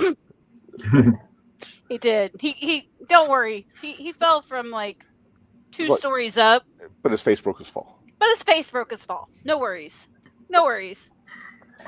And everybody and there was like a whole group that was supposed to catch him. Yeah, they just. And it was like the Red Sea parted. Yeah. I mean, if you're counting on Flop Dollar to catch you, it's Yeah, that's true. If you're counting, if you are counting, Flop Dollar only has 1 testicle anymore. So man. That was bad. it's so bad. All right, moving on because we're not talking about Flop Dollar here. Yeah, let's not. Let's go All right. on. Number 8, A double, Austin Yeah. Aries. There's a good thing and a bad thing about that. Yep. Oh, we always say this. Yep. The The good thing is it's Austin Aries. The bad thing is it's Austin Aries. Austin Aries is one of a handful of people who could genuinely talk us into buying a pay-per-view Mhm. and then deliver. So Yeah. like he's like, I'm going to put him in the Chris Daniels territory of that kind of thing. So not here to talk about Austin Aries as a person. I love him in the ring. So That's where I am too. He's in MLW now. Yeah, Is he's he? up at Maple Leaf. Yeah, Yeah. he's in the Opera Cup tournament. So we got to see that that Austin Aries Teddy Hart match live too, and they did an MLW, and I was like, oh my god, Teddy's a weird dude, but he likes cats, so he can't be all bad. who did we pet? We got to pet Mr. Money. Mm-hmm. Yeah, Nice. that was him giving the cat. He'd just walk out and be like, Teddy Hart, here's a cat. It's awesome. Okay. All right, number 7. Speaking of Team Canada members, Petey Williams. Yep. Back when a Canadian destroyer meant something. What? A Canadian destroyer wasn't just a Believe regular move? it or not, he would pin guys with that, Minders. Oh, you would pin people? It was a finish? It was a finish. It was Holy weird. crap. And you know what sucks about Petey is everybody just lumped him in as just the Canadian destroyer guy. But if you watch him wrestle, he was really good. I don't know how much you've seen of him, Minders, back in the day. Not a whole lot, because you forget. Yeah, This is what you're talking about. Is the golden era is about when I quit watching for a while. yeah. The last two you had too, and Moose, I think all had good runs with the belt too. Yeah. I think that's what it is like X Division. It's like I can like somebody, but if their run wasn't memorable, Right. that Austin Aries run where he cashed it in for the world. I mean, like that was Good option C. yeah, it's fantastic. Yeah. Usually I have it lumped in between either just runs with the belt or number of reigns is usually my criteria for these kind of Mhm. things. Yeah. Or length. Yeah. Or yeah. Well, yeah. Number 6. I put Loki on here. I figured he'd be on there somewhere. I wasn't sure where you'd put him, but I knew he'd be on there somewhere. He had it a handful of times under a handful of names because he was Loki, he was Senshi. I think he held 2 or 3 different versions of the belt. And yeah, I was always a fan of his work. I don't like that belt. This one, Yeah, because it reminds you of the 01 USA Junior Heavyweight Championship. maybe. I like this. I like the 0-1 version better because the X is gold on it. Yeah, I don't Versus like red X. I don't like the red X. I think that's what I don't like about it. It's the red X. It looks like a game show, like you've guessed something wrong. Right. It's the Right? it's the strike from Family Feud. It's the strike from Family Feud. And in that picture that you have there of Low Key, he looks like he's just gotten the answer wrong. So. Right, exactly. Kind of, yeah, he does. What? What? Barry just put up Austin Aries as a prick. Yeah, we know. We know. All right. But what's he is next, the Red? greatest man who ever lived. Just ask him. Yeah, of course. Ask him. All right. Number 5. Gotta go Jet Lethal on this list somewhere. I'm Hmm. surprised you didn't have him higher, honestly. That just shows how strong the top 4 are. Mm-hmm. But with those, I don't remember Lethal's run with it though. Like we are Jay Lethal people to the core. Like we cry every week that like AEW is like, listen, Jim, get out there. It's Jay, you know. Mhm. But what was his run? What did he do kind of notably? He had 6, didn't he? He had a handful of runs, but the main one I remember is the one in 07 when he was feuding with the Dudleys, and the Dudleys stole the belt and like were Okay. going to war with the X Division. Yeah. Okay. Yeah. And then that's- later on, he had another run, like a significant run, like 2010, 2011. Yeah. Right at that Hogan era start. Right around the time Hogan came in. Yeah. Okay. Fair. Okay, top 4. All right, top 4. And I know who I have at my top 2, so I'm Mhm. going to see. we might be backward. We might have something different, but we probably have the same number 1. We always share a brain, so it's always entertaining to see how this Mm-hmm. goes. You might be bothered by where I have my number 4 though. Okay, well, who's number 4 then? Samoa Joe. Yeah, I'm a little irritated with you. That was my number 2. Yeah. See. Now you talk about length because he had that belt for a while, and it was during his undefeated run. So if he dropped it, it was during an Ultimate X or Triple Threats or something like that. That But- goes against Mender's Law. It kind of does. But See- Ultimate X kind of trumps Minder's Law because We have what? Mender's Law 1A, 1 There's or like 1B, 1C, and 1D. So there is 1, if it is a multi-man match, normally the champ will retain. Mhm. 2, don't touch the belt before the match if you're not the champion. if you're not the champion. If you touch it, you're not getting it. Mhm. 3, he who puts it up goes through it. So you set up a table, more than likely you're the one going through it. That Mhm. only does not count if it's ECW and it's Rhino or Sandman Or Mike Awesome. or Mike Awesome. And then Or 4, Sabu. Well, no, it's always Sabu. Never no, mind. it's always Sabu. 4 is, or 1D The best friend is cause. best friends beat the shit out of each other. So if they're beating the shit out of each other, they've got to be best friends. I Yeah. mean, think about it. You got Kevin Owens, you got Sami Zayn. You've got Brett Miller? Styles and Joe, for fuck's sake. yeah, Styles and Joe. You know, if they're friends, they're beating. Okay, Sheamus and Rusev. Rusev right now. Holy crap! Those two are beating the shit out of each other. Sheamus They and got to be Drew best back friends. in the day. Or like, we'll go with one of the indies now, Carrot and Cobra, because Hmm. they will hmm tear each other up, and they appreciate it. It's so weird. So weird. I'm starting to think that the Kazanas and Silas Mason are best buddies because Hmm. they'll knock the crap out of each other out there. Yeah, they have to be best buddies. Yeah. Don't tell the Kazanas we said that though. No. We don't want to They get hurt. they don't care for the Southern sucks, as they call them. Yeah, the Southern sucks. I love the Southern Six. I I'm- really do. I won't lie, I'm a fan. Silas Mason is going to be a star at some point. Yeah, I wonder. I like him. I'm waiting for that last gear. You know what I mean? He needs I do. some kind of polish, some kind of finish. It's like there's something there though. Very fitting he played Terry Gordy in the Iron Claw movie Yeah, because he's very much a Terry Gordy type. he's gonna figure out that thing and he's gonna go far. I like him a lot. The tallest man to ever live or biggest man to ever. I can't remember his thing. Yeah, biggest man to ever live. I think it was biggest. Yeah, biggest. Yeah. Number 3. Number 3, Reb. Number 3. All right, number 3, the Fallen Angel. Yep, Christopher I Daniels. figure he'd be in the top. I figure he'd be up in the top. Also had a long run. His first reign in 05. About him losing in the greatest X Division title match of all time at Unbreakable. Wait a minute. I got to show the X Bombers my pride and joy. Oh, yeah, you have to. Here, let Have me get to. truth off of here. So All right, what we got? So it's a fish. you see the fish? I do. Uh-huh. So this signature right here is Shark Boy. Oh, And this signature right here is Curry Man. Hang on, I gotta see if I have the picture. Do you have a Nice. picture? And then, of course, my other pride and joy, which is a baby, uh-huh. and it says Snitsky was here. For kicking. Yeah. Yeah. And we have video of him kicking a baby from Squared Circle. I wish you guys could have been doll, there. by the way. Oh, Dolls. no. There we go. Oh, Nice. There's a Shark Boy and Curry Man. The language barrier, not an issue, believe it or not, with Curry Man. Nope. it's I heard after he got kicked out of backstage with Lauren, the interviewer, he learned just perfect English after that too. Yeah. So he just The accent is still very thick, but yeah, Trump. the English is The accent's still there. Also, the first time we did a watch along on the show, I made Minderz watch the Fish Market Street fight, and she still hasn't forgiven me. Nope. It's the French. That's the reason I had them sign a fish. That's a classic.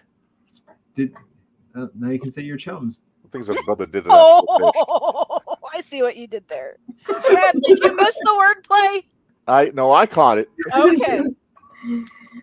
Reb loves wordplay. So there's the rim shot. Okay, Well, number 2. on number 2, like I said, I figured I had this guy higher than you did, Minderz, but I went Chris Sabin. Now, I had him in the top 4. I had him at 4 though. I think he has the most reigns. No, Joe does. Does Joe? Yeah, Joe has 10, I believe. Oh, that can't be right. Jeez. Hold on, I'll double check. Double check, because Sabin had like 6, I think, 6 or 7. But TNA. and also in that golden era, that 04 to 07, 9 times out of 10, he was having the best match on the card. Well, that doesn't surprise me one bit. Minderz, since I can't find Slammiversary on YouTube, I think we're going to go Turning Point 04 for my watch along, Okay. which is the second 3-hour pay-per-view they ever did. Okay. But it's got Sabin versus Petey for the X Division belt on it. Nice. And just chef's kiss. It's so good. Let's see. I would imagine we all kind of know who number 1 is. Yeah, I don't think it better be. It's not going to be a big surprise. I don't. It better be. Do I have a drum? I do have a drum roll. Okay. Okay. You All right. imagine he did this and left him off the list? Right? I just forgot him. It's like, oh, shit. Who? You forget him and I will hurt you. All right, Reb, put him up. Number It's like, 1. Why is Homicide number 1? No. No, Homicide cannot be number 1. What? Why is Rockstar Spud Oh, number the guy 1? from Air Raid. Okay. Yeah. Yeah, why is Rockstar Spud?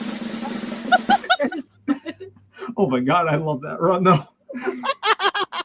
AJ Styles. All right. Come on. And not for nothing, Spud was my favorite part of the Bully Dixie angle from 2014. Oh yeah. But yeah, it can't be anybody but AJ Styles, number 1 Mm-hmm. on pretty much any TNA list. Yeah, pretty much. Yeah. Except for even worst ring entrance attire with the robe that he wore when he was with Flair. Oh, you're right. You I were even right, hated Reb. his pre-flare robe with the hat, like the hood right hood. on it, you can't see, and he does the terrible. But like he's such a good wrestler that you're just like, just let him wear his weird floppy hood out there. He's gonna do good in the ring. So My favorite AJ was Evil Ways AJ from 2013 when he was the Lone Wolf. oh, I kind of like that. Yeah. It was the most realistic AJ. It was So also my favorite entrance music that he had too. But Chris Sabin did have 10 reigns. okay, he had 10. So I was a little short And on my number. Samoa Joe had 5. Mm-hmm. Austin Aries had 6. Mm-hmm. I think AJ had 6, right? Jay had 6. AJ had, where'd he go? 6. Kazarian, I'm surprised you didn't have him on there. He had 5. Oh, I knew I was going to forget somebody. I probably could have put him on instead of Austin. Ace Austin, not Austin Aries. No, leave Ace Austin. I like Ace Austin. Well, I could take Moose off. He only had the one reign, but Yeah, there you go. there's always some room for adjustment.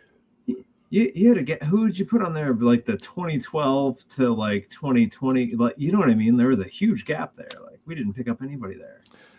Well, low key kind of counts because he had it a couple times. Joe had it a couple times.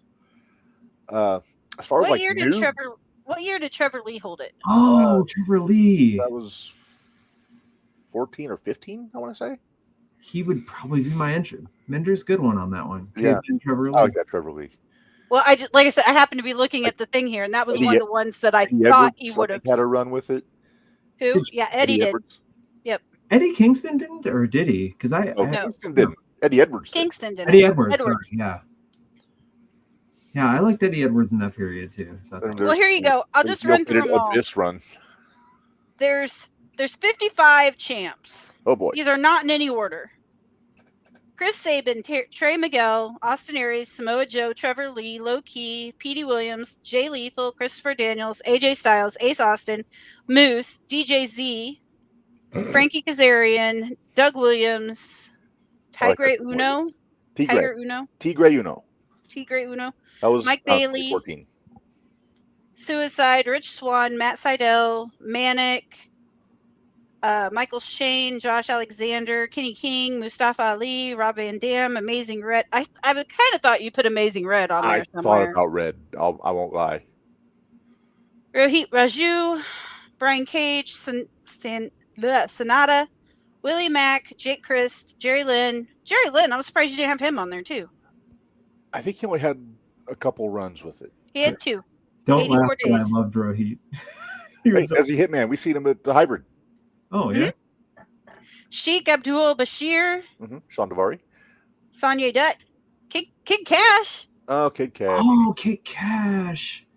He would have been on my list. Taji Ishimori. Taiji Ishimori, the Bone That's Soldier from the close. World I Club. did better with the last. I'm doing better on these names, Reb. You should be proud. I am. Alex Shelley, Brian Kendrick, Sunny Sakai, Siaki, sorry, Leo Rush, Abyss, Homicide, Rockstar Spud, Eddie Edwards, Lashley, Robbie E, Kurt Angle, Chris Bay, Leon Slater, Johnny Devine, Six Pack, Zachary Wentz, Mike Bennett, and Eric Young. You know, I could have put Bay on there because he had a good run. It's only one run in 27 days. It was only a month. It wasn't even a month. Maybe we just like Chris Bay. I think so. We do like Chris Bay. Not for nothing. Minderz, Sonny Siaki is Sonny. Don't look at my butt, Siaki. Sonny, don't look at my butt, Siaki. EY was less than a day. That's funny. Oh yeah. Yep. Yeah. Okay, so that was randomness. Well, that was fun randomness. Yay! Randomness can be fun. So I'm gonna say you guys really do need to make it to Squared Circle Expo. Yes. Oh, We have so much fun. We had Jeremiah's table ended up one of our like hookup places. Everybody would go a different way, and then we'd all go back to Jeremiah's. why are you making out with people at Jeremiah's table? It was Carson Drake, believe it or not. Eh, Oh, I love him. He's so hateable. Very Carson, hateable. Yeah. He beat Camaro though, so we don't like him. Oh, okay. hold on. Where's it at? Well, there's my my brood. I only need one more to make my collection complete. But he doesn't do cons. But he doesn't do comms. Yet. Yeah. He works All one right. more hardcore match. I think he'll end up on the list. One more Toronto toothbrush match, and we'll see what happens. Why did he dive off a cage? Oh, no. Oh, yeah. He's so hateable, right? Like it's He so talked good. me into spending $10 for it. I didn't know any better, And and you he didn't beat even- Jimmy Carrot, and And it you kind of didn't even pissed get to me off. touch his belt either. Pissed me off. He's working heel at the gimmick table. Oh yeah. Oh yeah, Not and as then I bad got as my Nishim at MJF. Nice. what MJF? What? I love that. Like that kind of looks like a family photo. Like he's like, put Doesn't that back on. Right? It looks like a It's like one family of those- photo. It's like one of And, those like- old timey paintings. Like No, it looks like Minderz is the cool mom, and MJF is really mad. He's got to take the photo. I Owen hate you, Mills Mom. with the I hate photos. you. He yelled at me. It was so funny He yelled because at a baby too. he did yell at a baby. But we're standing in line, and we have shirts on our Brainbuster tees. Right. That one of them is I Heart Heels, It's on Pro Because- Wrestling Tees. Pro Wrestling Tees. Yeah. Sorry, I thought it was on Brainbuster. I just want to make My sure bad. they don't go to the wrong spot. Pro Wrestling Tees has the I Hate Heels or I Love Heels. I love heels. I heart heels. I Heart Heels. And I took it up and I said, "Here, I want you to sign this." So he signed to my I Heart. He's like, "I don't get it." But I walked up to him wearing a Jim Cornette. I wore my "Thank You, Fuck You, Bye" shirt, and he was like, "Dig the shirt," and I was like, "I'm in." He doesn't hate me. As opposed to Doug Basham. Yeah, Oh, Doug Basham does not appreciate that shirt. We found that out the hard way. we always joke, so we always introduce we always play Get the Experience at all the shows we do. And like the reaction is twofold. One, dead silence and not understanding it, or two, we are the Beatles at Shea Stadium. And then we can always tell who's a wrestling person there based upon that very sort of thing that's on there too. But we get a kick out of it because we're just like, we ran into a bunch of people at Pro Wrestling Symphony and we played Get the Experience because how can you not? And then afterwards, people were like, oh, and then all of a sudden it's like every wall kind of came down too. So we always joke, it's like about 250,000 people listen to that show every week. We're like, I bet 200,000 of them have something to do with wrestling. Mm-hmm. So Yeah. if we meet somebody in that thing too, so that's going to be our in if we run into MJF somewhere like Bergdorf, I guess. There you go. I'm I stand by. I've said this to you before. I still mean it. I think you need a tennis racket shaped base.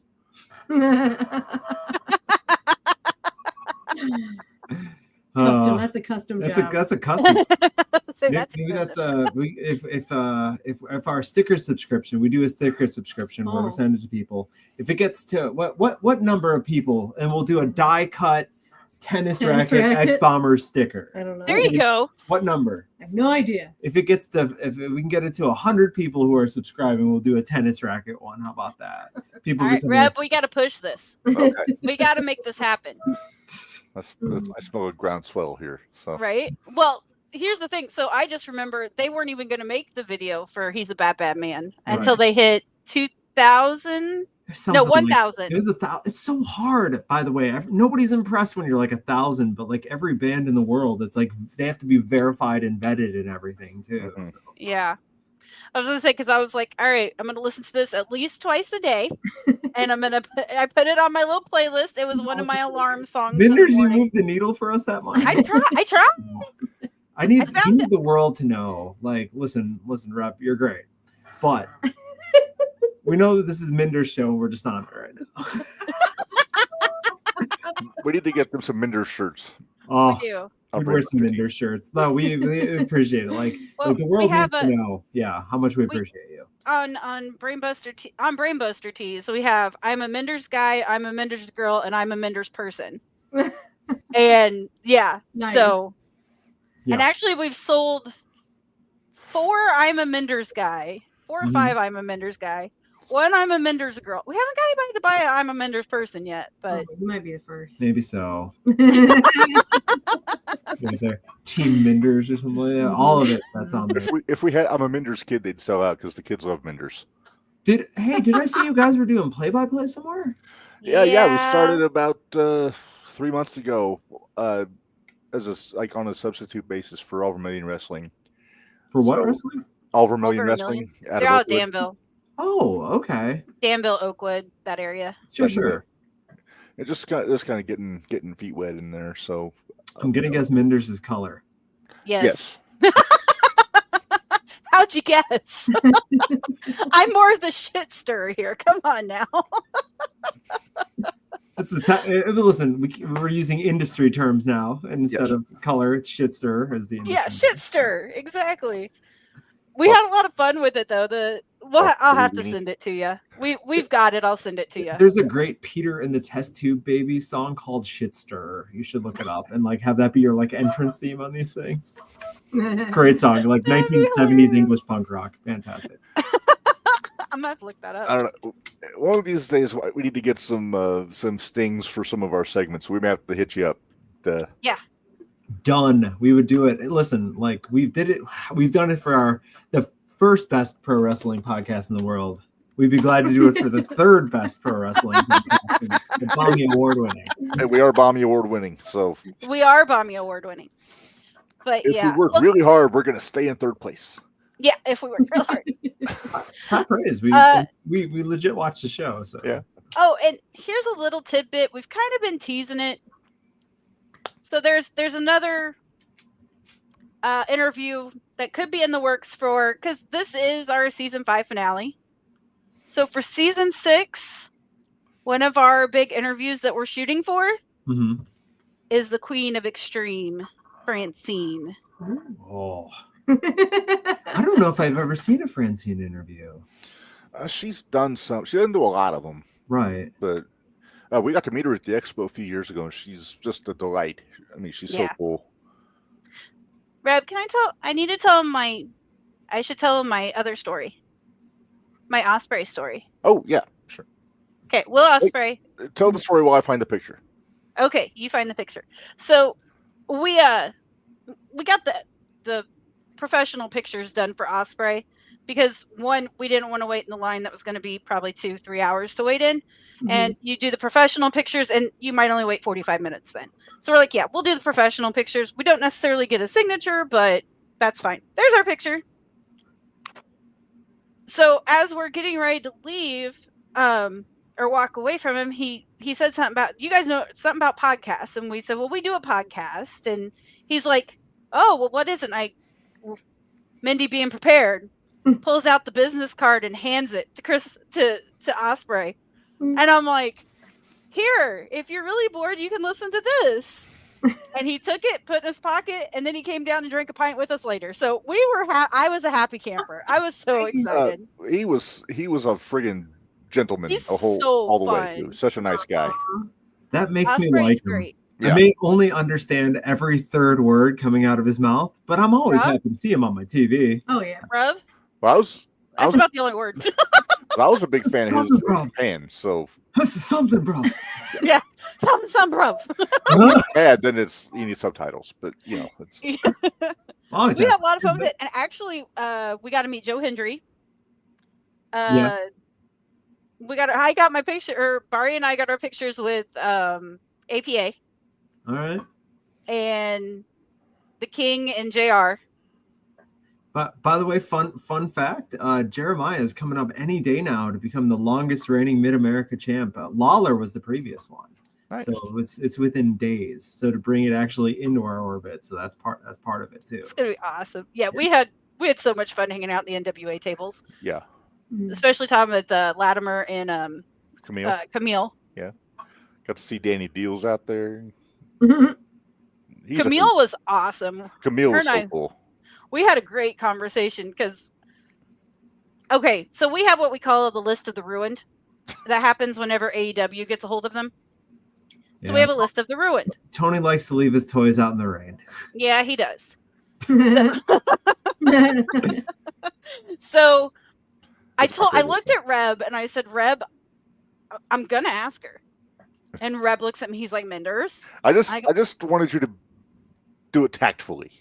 And I did. Because I don't want you pissing people off, because we may try to get these people on the podcast. And But I went up to her and I said, I want you to know that we think you're phenomenal. However, we feel the way that the cards you were dealt in AEW, no, Completely agree. no. She You was can't be coming out of- little, Yeah, you she's can't be coming out of NWA like a star. right. she was And so good. Plug her into the main event of AEW. I don't know if I would have given her the world title. but not but as she a would've- bodyguard for Monet. She would have been a top 4 single. You know what I mean? Yeah. You could kind of see, Yeah. and she come up short. And then at some point you did it. But yeah. Yeah. Camille's good. We have a list of the ruined. Poor Jay Lethal's on it. Yeah, I know. I know. You who I liked. I was kind of sad what they're doing with Josh Alexander. I always liked him in TNA. That bums Yep. me out so bad because he's so He's good. so good. He's so good. He's so good, and they're like, here, a guy who's excellent at working singles matches and mat wrestling. So he's Callus's job Won guy. a 10-man match. Yeah, let's put you in with Callus. Now, I don't mind that Okay. he's with Callus, but I don't like that he's Callus's job guy. Right. Yeah. Yeah. But That's why I watch him in Maple Leaf Pro because he's their Canadian their Maple Leaf champ. champion. is he still the champ? Yeah, he's Yeah. the champ. But D'Amore knows how to book that guy. No, you let him wrestle. Yeah, that's all you gotta do. And I don't know how much Maple Leaf you've seen, but Alexander had more than one match that I've put up for match of the year with Takeshita mainly. Which That is another doesn't guy in surprise me. AEW that Yeah, that's another one that they've dropped. he's not the ball with. he's not ruined. I mean, It's they've not done ruined pretty- yet. No, but he's I put him up there maybe pound for pound best guy they've got in ring. We're in an era, by the way, where like I think something like a gimmick could help him because he's so good in ring. Like you just need that memorable thing. Like he's just Talk about Like a- Alexander or Takeshita. Takeshita. I think Alexander has a great gimmick. Like that's the thing is he's the walking weapon. Takeshita's like I'm good at wrestling and I paint my nails sometimes. He's Right. the alpha, but that doesn't really. He's the alpha, but it that is. doesn't really say much. No, not so much. I mean, Josh could always bring back Tim Burr, his throwback throwdown gimmick from Impact. Mm-mm. Mm-mm. You almost spit out, didn't you? Mm-hmm. Timber. Oh lumberjack. my goodness. Yeah, obviously, right? He's a man. I will accept that only if he comes out to Manly Man. The Regal. I about got it too. I about got the split take too. The Manly Man there. Team him up William with Grizzly Regal. Redwood. Yeah. What? You remember the littlest lumberjack Grizzly Redwood from Ring of Oh, Honor back in the day? jeez. Oh yeah. He was cheeseburger sized.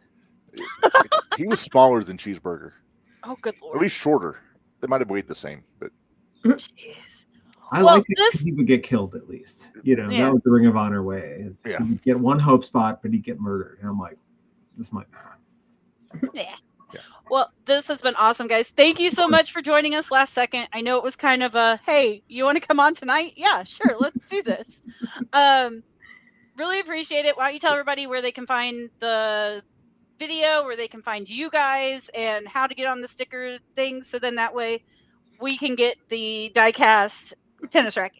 That's a real thing, by the way. We do these things in the same way that we said we get this amount of views. We go down Murfreesboro, Tennessee. We do these things. So we're at the X Bombers at all the places, right, including Facebook, Instagram, Blue Sky, and Twitter because we're stubborn.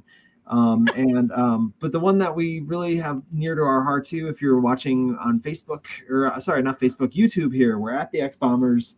Our new music video just came out. We really hope it gets some tracction. It's you saw it on here. We'd love for you to watch it again. And thexbombers.com is where you can be one of our sticker subs. We send Adhesive Joy in the mail. Every time one comes out, it's 2 copies of every sticker whenever it comes out. So you get like a random package in the mail kind of out of nowhere. It's $20 for however long that takes. It's about a year and change that you get it for. It shows up to your door. Kitty will write like a card on stuff too, like on a lot of it too. And if a bunch of people end up signing up, we will legitimately do the tennis rackets too. We still have the tennis racket from the Get the Experience video, like hanging in our music space as well. Nice. Very nice. Yeah, well, we always appreciate it, like too, being on a Bommy Award-winning podcast like this too. yes. Well, we appreciate being a Bommy Award winner, so you know. But that's my fancy All right. thinking talk. We'll let you get back. I think you're an hour out of the way of doing Goon of the Week, so we're gonna let you get back to it. Now we got our all of the week out of the way, so we're good. Now there. that I've wrecked your format here. No. you did. We just rearranged it a little. we called It's cool. it in the ring, as they say. Yeah, we called it in the ring. But thank you guys so much, and we will be talking to you soon. Sounds Bye. good. Great You seeing guys you. Bye, guys. Bye. Reb, let's pay some bills. All right. We will be right back.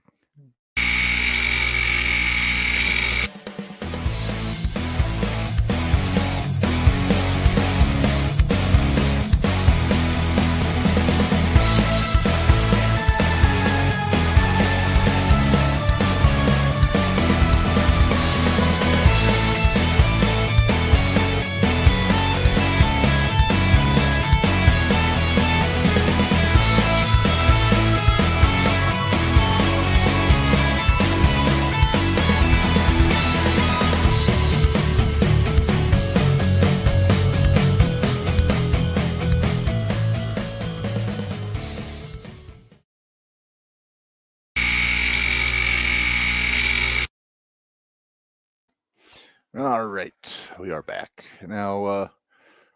Minders, I will let you pick. Are we gonna do you want to do TNA picks, or do you want to move on to? Do you want to do LFG real quick? Let's do. Yeah, we haven't got to your LFG recap yet, so let's do that. Nope, we haven't. And we need to talk Raw and SmackDown, and we haven't talked any of that yet either. We're No. going to be here a while. Okay, Reb, out of what you've heard from LFG, who has been your favorite people so far? I'm a sucker for Elijah Holyfield. Okay. Okay, well, he wasn't on this week. Okay. That didn't help my lead in Mhm. at all. Thanks. So this week they decided to do sink or swim. Okay. So what they did was the legends were not allowed to help them make their matches. Like map them out and everything. Right. Okay. The legends were not allowed to help. The legends got to pick who was going against who, but they didn't get to help with the construction of the match. Okay. So it was all left up to them. Thus, the reason it's called sink or swim. So we got Harlem Lewis versus Anthony Luke. Okay. We got Bailey Humphries Mm-hmm. versus Serena Linton. Okay, I think I saw the finish of this one. Okay, well, we'll see. Uh-huh. P Nasty Okay. versus Xena Sterling. Okay. Yeah, we're back to P Nasty, not P Nicety. Right. Kind of glad. just I'm you'll get- glad. And then Trill London versus Shiloh Hill. All right. So Harlan Lewis and Anthony Luke do not like each other. I feel like Anthony Luke is a little jelly. He is kind of becoming. Okay, so my note says Anthony Luke is becoming a cocky backstard.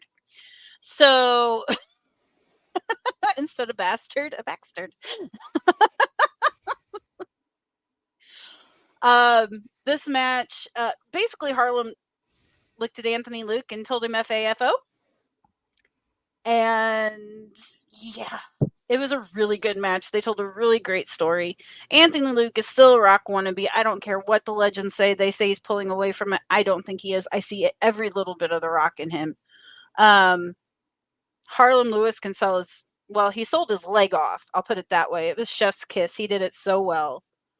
And Harlem actually won the match with a roll up, holding onto the ropes. So love the heel move, Mm-hmm. but I'm not sure if he was supposed to be the heel or if Anthony was supposed to be the heel. Mm. Because kind of the way they were wrestling, it kind of went back and forth. Like it was just basically two guys that wanted to punch the shit out of each other. Which, if it would have been Minderz Law, you would have thought they were really good friends, but they are not really good friends.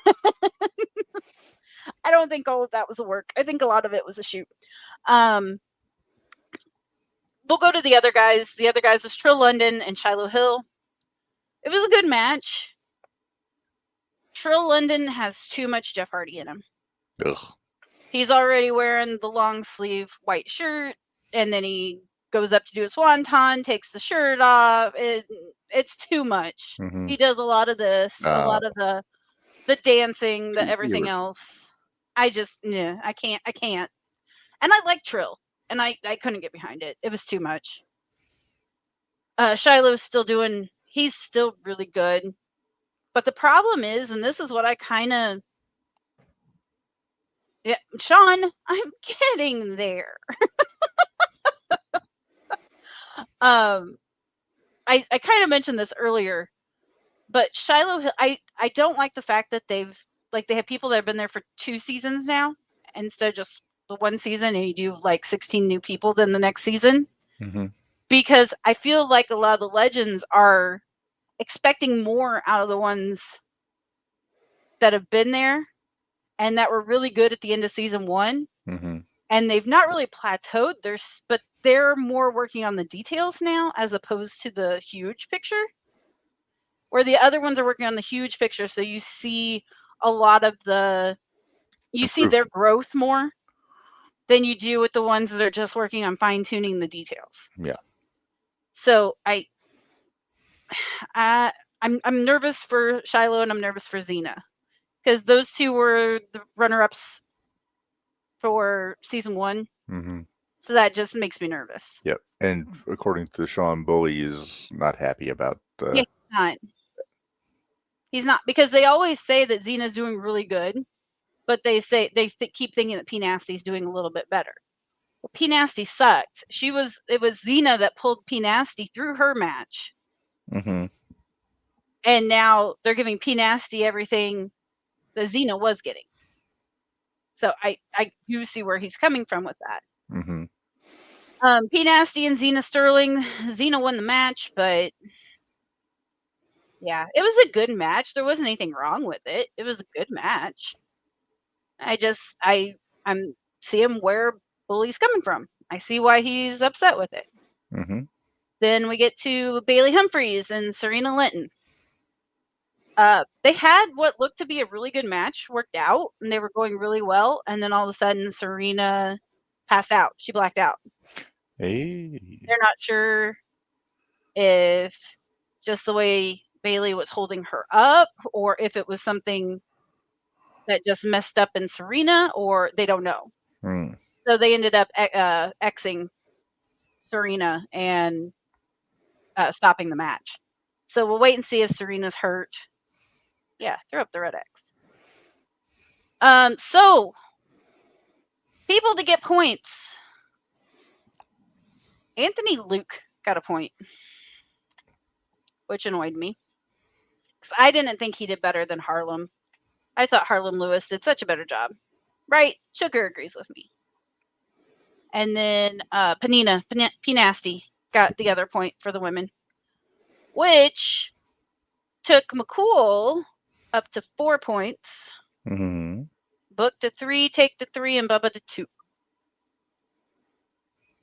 So we shall see how all of this works. I think we ought to be getting close, though, to where they start doing... They still need to do the tag team thing. They haven't done a tag team thing yet, and they haven't done a faction thing yet. So I'm not sure.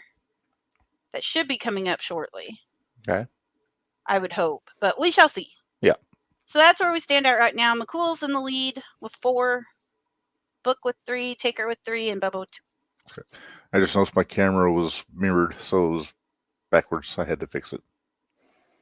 Oh, okay. Because it was like this. It's not doing it now. I see it. All right. No, but okay. I thought it looked like the Independence thing was on the other side, but I wasn't sure. Yep. All right. So, all right. Let's move on. Let's go ahead and do picks here. TNA Emergence is this Friday. Then you want to talk SmackDown and Raw, or Then we'll talk SmackDown and Raw. okay? All right. So we have 1, 2, 3, 4, 5, 6, 7 matches to talk about here. AJ, if you're still listening, I'm gonna need a link.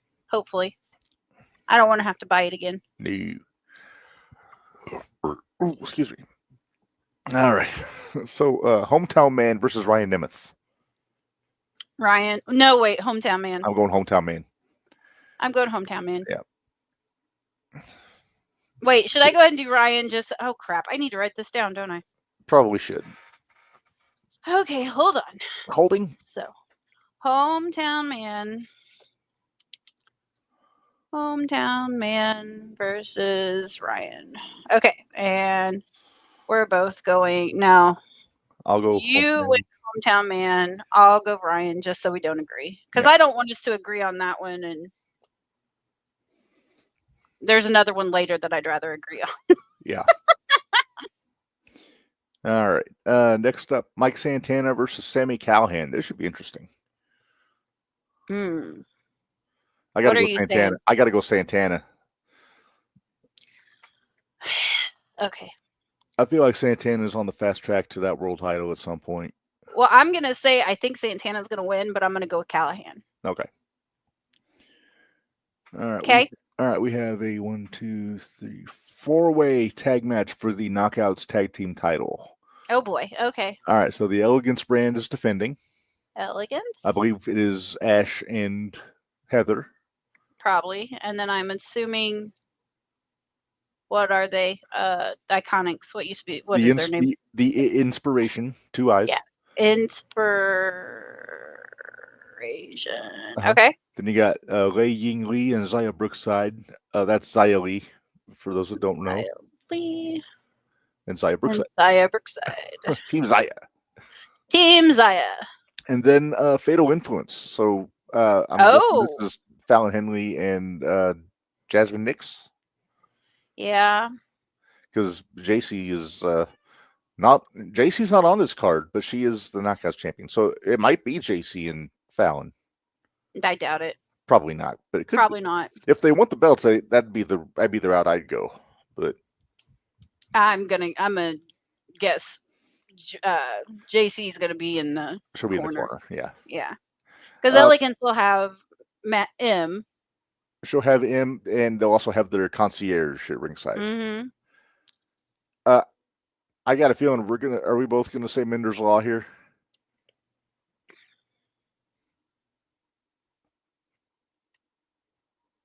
Are you saying Minderz Law? I'm half inclined to say the inspiration. Okay. I'll say the inspiration just to be different. Well, here's the thing. I was thinking about Fatal Influence. I think they'll just get all the belts.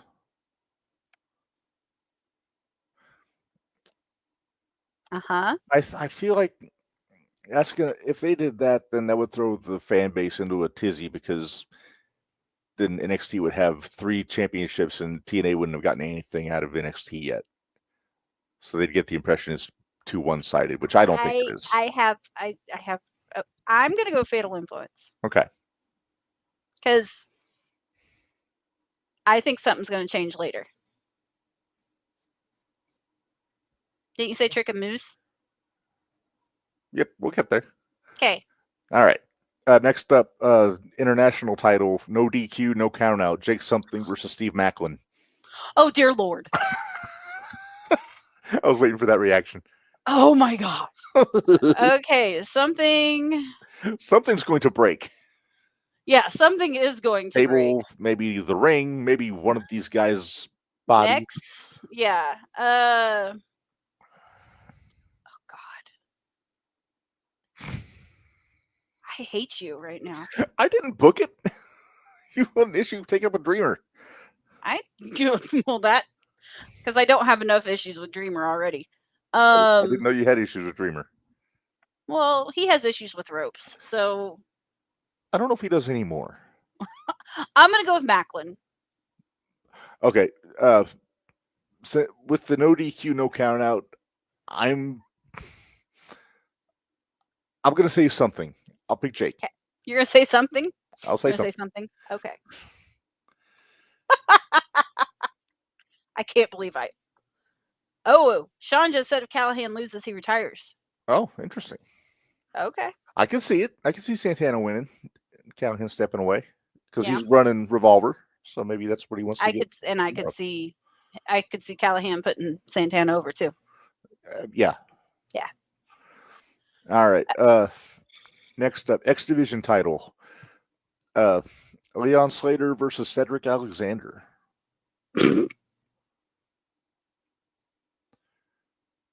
Can I say bathroom break? No. Why not? You can't pick bathroom break. You have to pick a winner. Then you pick first. I think it's going to be Slater, but I wish it was Cedric. I'm gonna agree. There's our agreeing. We have 7 Okay. matches. We can agree on 2. Okay. How's that? That works. Okay. All right. Next up, World Tag Team Championship, the Hardys versus the Rascals. No ladders from the looks of things. What Rascals? If I'm guessing it's going to be Wince and Trey. Winston Trey? No Myron? No Myron. If it's Winston Trey, I think the Rascals have a chance.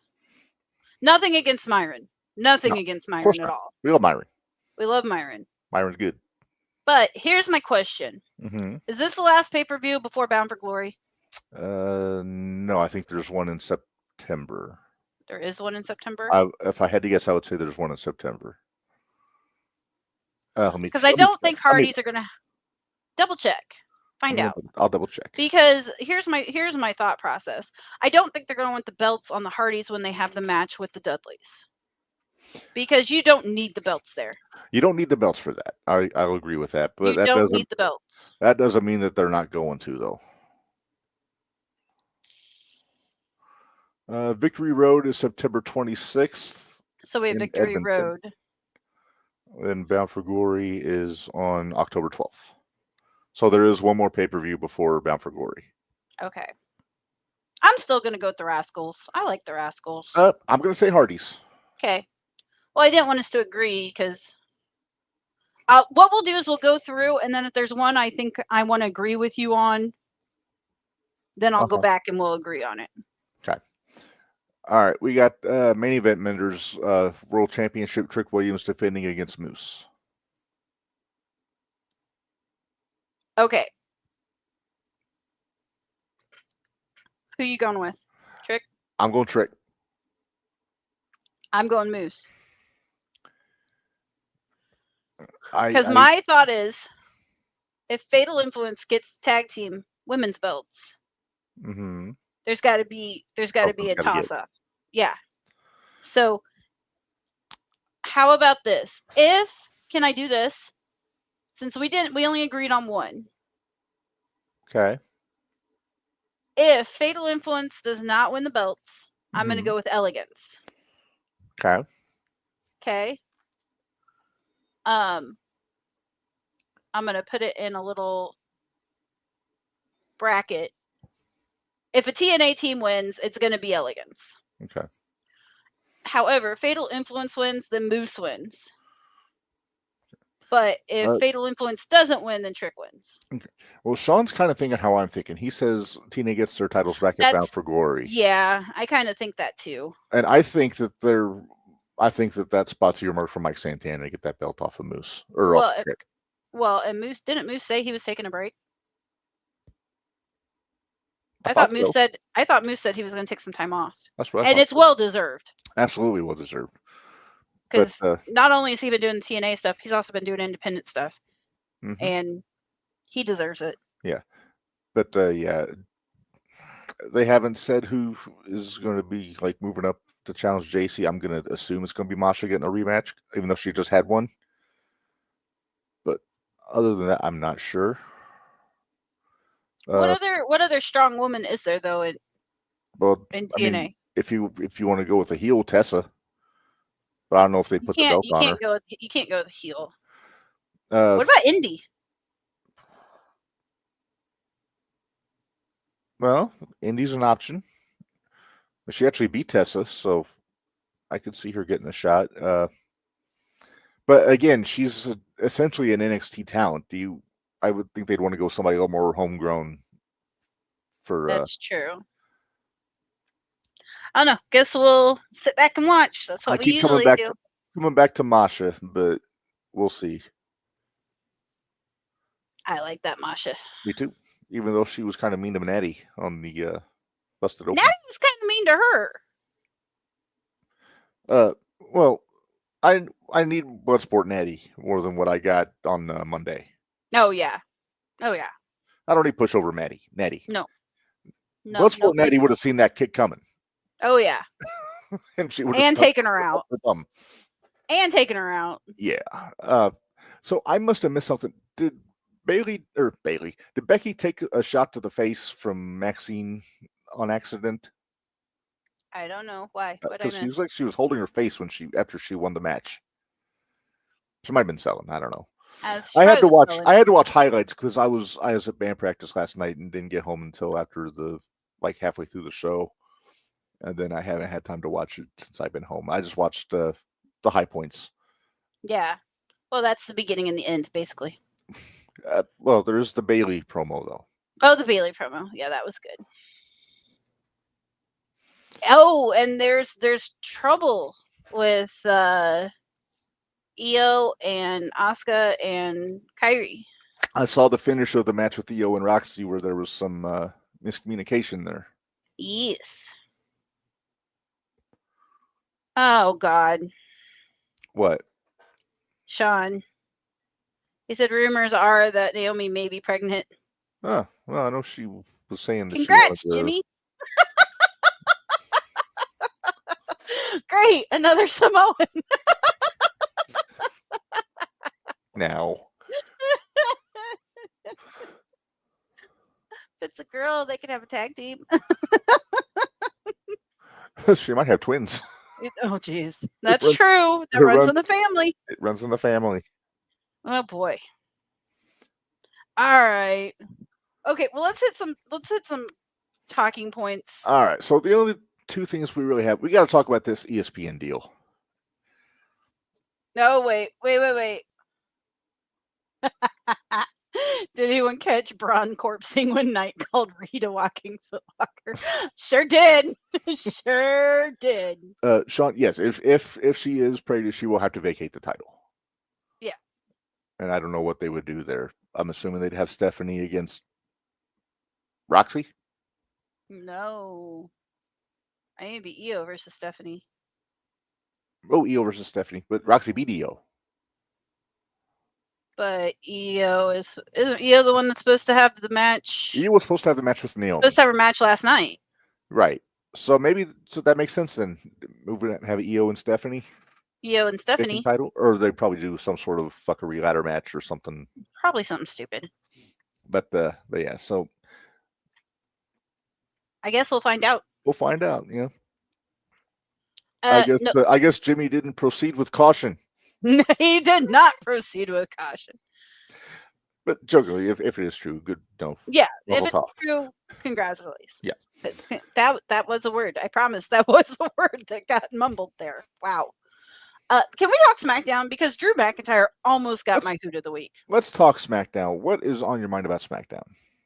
Drew McIntyre is fantastic. I wish he'd get rid of Paul, but Yeah, and are we going to get Drew versus Cody? Is that what this is all leading to? I hope so. Because we're already getting Cena and Paul.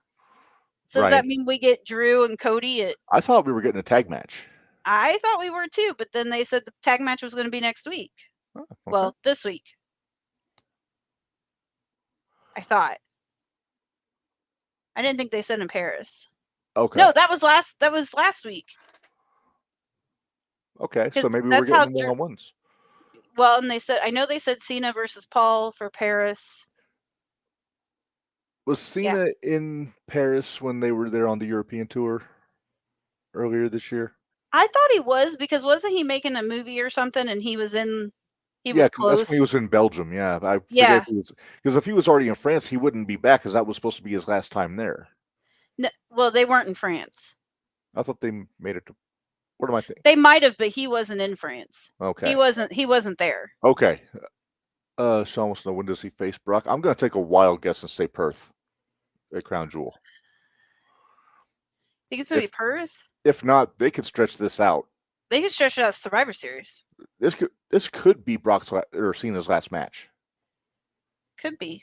They could I don't stretch this out till the Garden in December. Yeah, Could. I say could. they could. All right, so let's get back to this. Because he's got what, 11 appearances He left? doesn't have many left. I think they said 11. Okay. And if you figure Paris is 1, Survivor Series probably one. Crown Jewel probably one.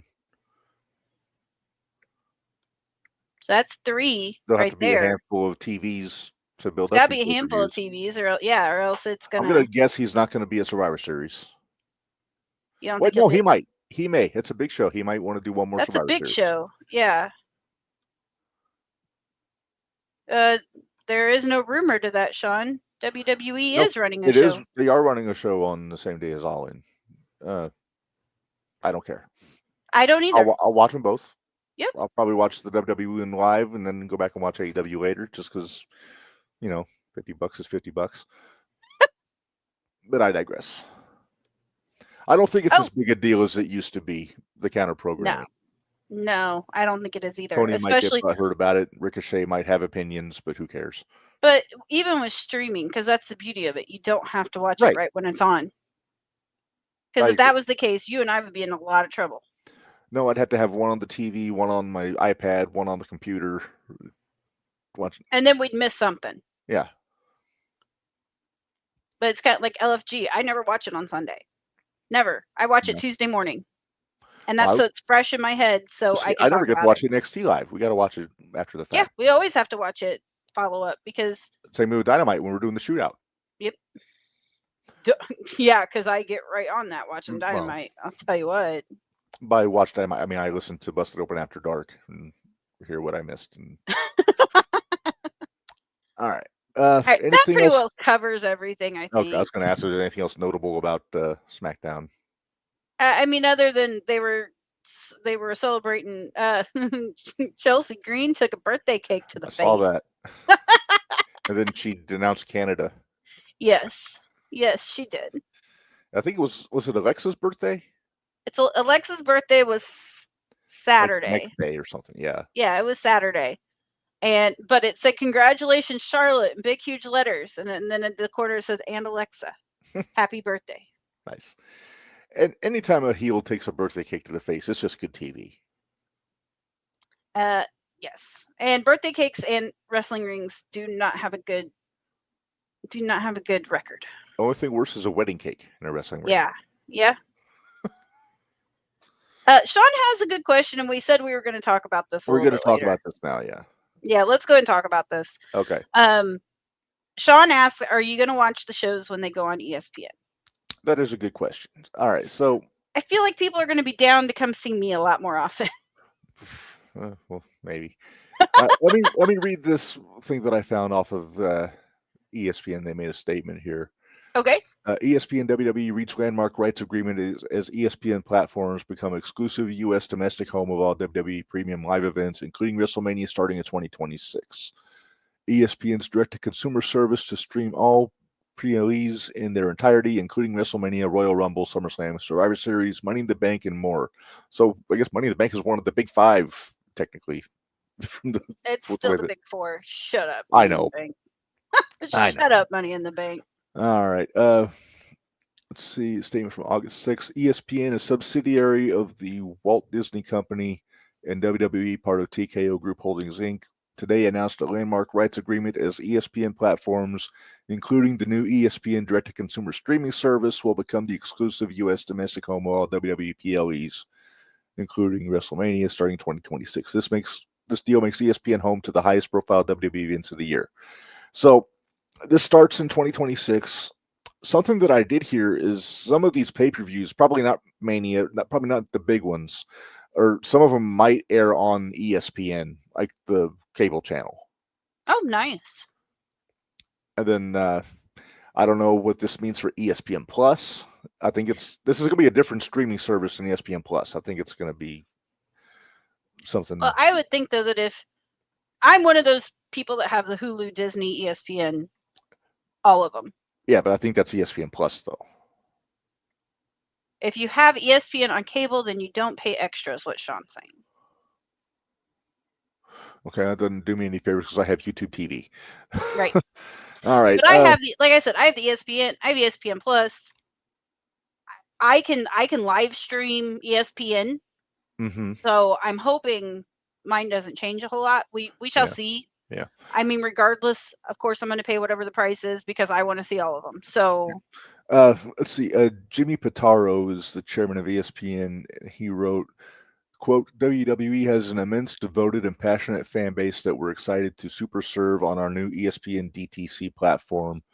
This agreement, which features the most significant WWE events of the year, bolsters our unprecedented content portfolio and helps drive our streaming future. So, and this is just the pay-per-views. This is not the library or any of the other stuff. There's talk about the library maybe going to Netflix at some point, which I'd be okay with. I already have Netflix, so that's fine. Yeah. Now, and that's the thing everybody was talking about when, and number one, can we just lament how much we miss the WWE Network? I so miss the WWE Network. And this is similar to what people said when they moved to Peacock. There was all people said, I have to subscribe to Peacock. I already subscribed to Peacock before they went there.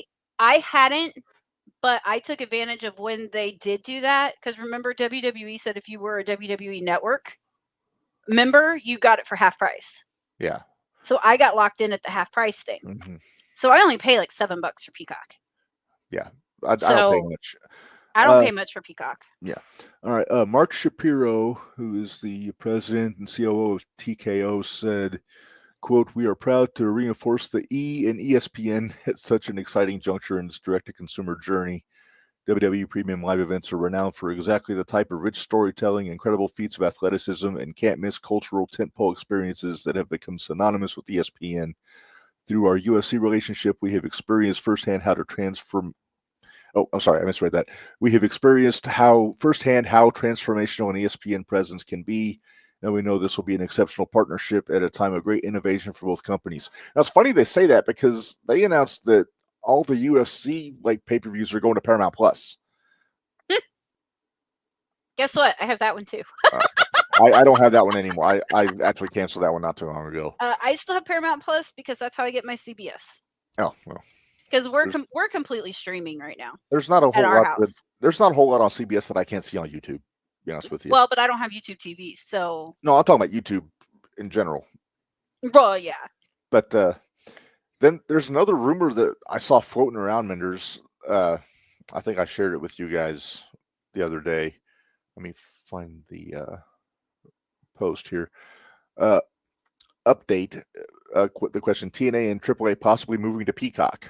Which would be exciting. I I would like that love idea. it. I'm all for it. It am says too. WWE's move to ESPN in 2026 marks the end of PLEs on Peacock, but it doesn't mean Peacock is leaving the wrestling business. Sources say WWE and TKO are supporting TNA Wrestling's push for a $10 million streaming deal with Peacock as a frontrunner. That would be huge. That'd be awesome. If TNA can get $10 million, Yeah. that'd be massive for these guys. Sean wants to know if you have Sunday ticket. I do not have Sunday ticket. If NFL Red Zone is part of the new ESPN streaming thing, I will still probably get it. But otherwise, I will be exploring other avenues to see the pay-per-views. Look, my wife is suggesting I pay for the streaming, but I gotta pick and choose. If I do, I gotta find something to not pay for because Yeah. I pay for a lot of streaming shit. Oh, I do too. We both do. Yeah. Let me read the rest of this here. It says, with the multi-year NXT and TNA crossover already active, this gives NBC Universal a cost-effective replacement as WWE shifts to ESPN. TNA's talks with Peacock aren't just about distribution, they're about repositioning. As WWE exits, TNA steps in. Quietly, NBCU is laying the groundwork for a new pipeline through TNA and AAA Lucha Libre. I'm guessing that means that Peacock would get the library as well as pay-per-views. Essentially, giving them the WWE deal that they had. Does that mean watch-alongs are going to be easier for us now? I think so. Well, now this is purely speculation. We don't know that this is happening. Right. We're hoping. We're hoping. We're hoping. So here's my question. So Yes. it seems like ESPN's almost getting more into spectacle-based sporting events because not only are they doing this WWE deal, they've started running Savannah Bananas games on ESPN. I know. Now, granted, I watch them on YouTube because then you can still see all the stuff between innings and the Right. hijinks. But Which but is it's my like favorite way to watch it. Yeah. it's like they're getting into more of the stuff that's spectacle, you know? Well, I feel like they're getting into more of the things that people are finding interesting. Oh, there is that. I mean, how many times can you watch the World Series of Poker? I'm just saying. Well, yeah, that's not a sport. There's no ball. I'm just saying, if it's not a ball or some sort of centered module, i.e., a puck or a shuttlecock. I kind of just wanted to say shuttlecock on this. We never talk badminton on this show. You know what the terrible part was? I Mhm. was about ready to say shuttlecock, which is hilarious. We're definitely sharing the brain mush tonight. Yeah, we were on a quest to say shuttlecock. You're a prick. You are a prick. All right. Let's talk about what we got going on tomorrow night. Sean did say Triple Mania is this weekend. That is true. I forgot about that. Shit. Talk about what you were going to talk about here, Minderz. I was going to talk about what's going on tomorrow night. What's going on tomorrow night? Tomorrow night, we will have Devontae Knox joining us on the Independent Shootout. The promoter, Devontae Knox. The promoter, Devontae Knox. And then we will have the wrestler, Devontae Knox, on to talk about 0-1 on Saturday. Yes. And we will. Are we going to make picks for Iron Spirit? If we have the card, we can make picks. I thought I sent you part of the. I sent you part of the card I'll have to go back and check. because Shane Boucher is fighting Carrot, right? I saw that. Yeah. That's about all. I mean, that match alone is going to be worth your money. Okay. All right, Minderz, I found the card for Triple Mania. Okay. So let's go ahead and do some picks here. Do what you can. I'll just say that. This is going to be on. This is going to stream exclusively on the WWE, WWE Espanol, and Lucha Libre AAA YouTube channels at 8 p.m. Central Time on Saturday. I will be an independent show. I am going to be at X Crush, so I'll have to watch this later. Did you say what's it going to be on YouTube? YouTube. Okay.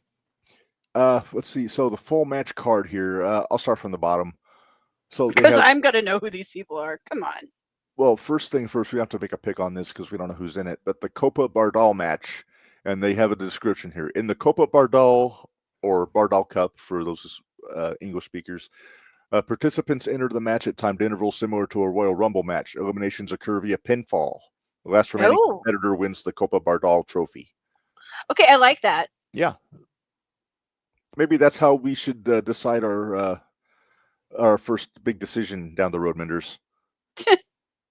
If we ever get to make our big decision. I'm worried about my guy. I know you are. Ooh! What? PWE just made an announcement. Oh, hang on. Let's finish this first. Okay, sorry. Okay. Latin American Championship match. El Macias is the champion, Okay. defending against El Hijo de Dr. Wagner Jr.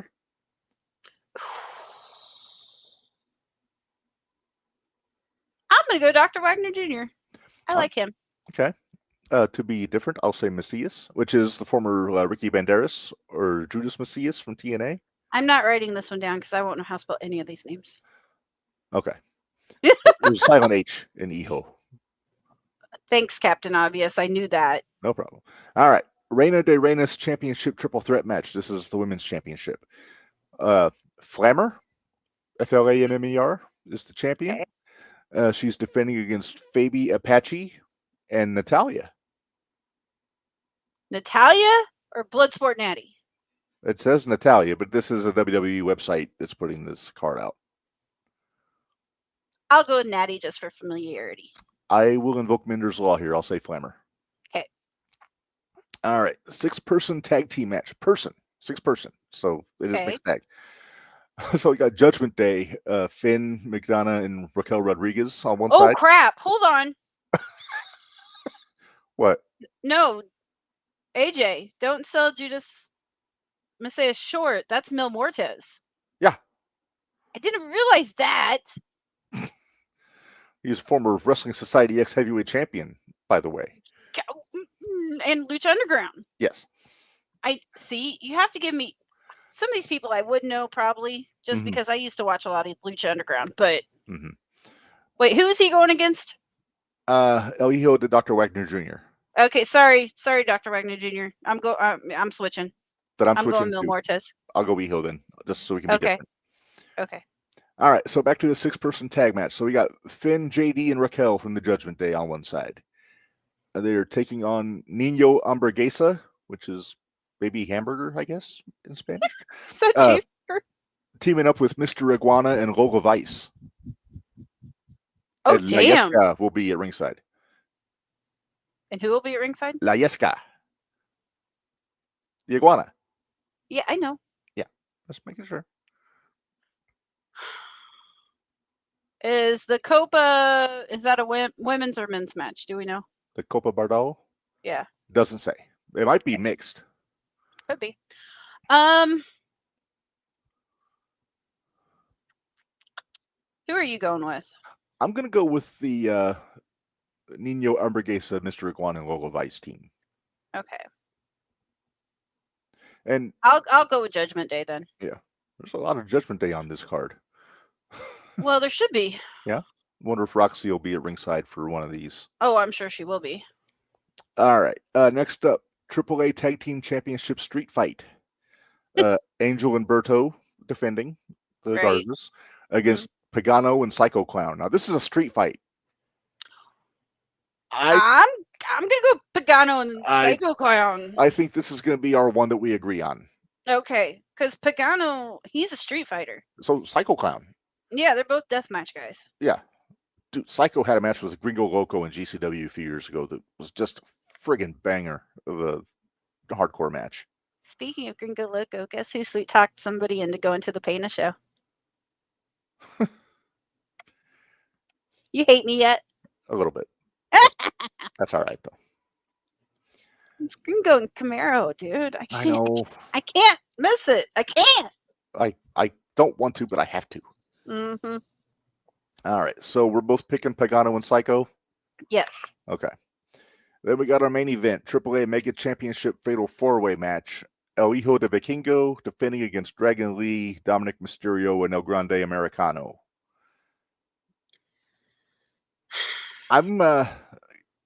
May I go first? Yes.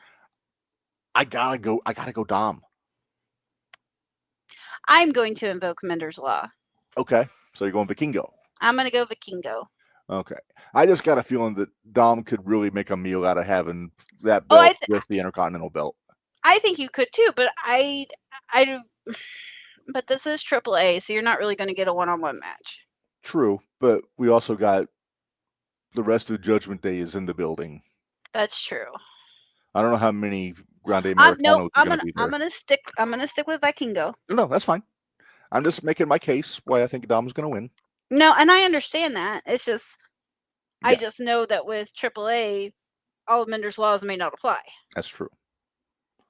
All right, so I guess that's going to air on Saturday on YouTube, 8 p.m. Eastern time or Central time on WWE and WWE That's what I Latin can watch when I America get back. and AAA. Yeah.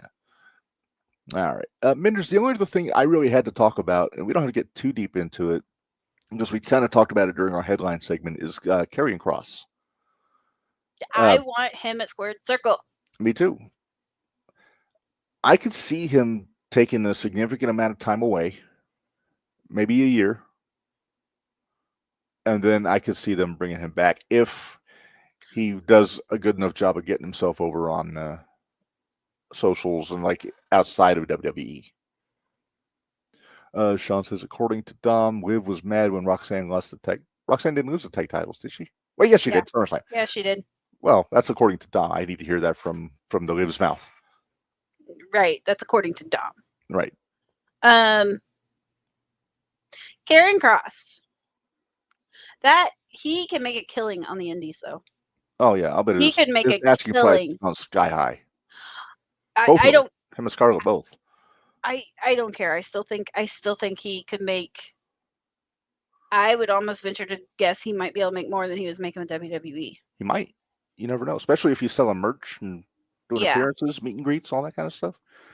Well, because I'm sure, like even the one wrestling con that we go to a year, I know there's people that leave there Loaded. loaded.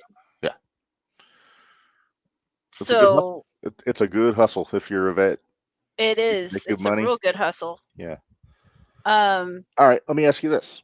As far Uh-huh. as the wrestling side goes, where would you want to see Cross wind up at? Well, I know you said New Japan. I would say New Japan internationally, TNA domestically.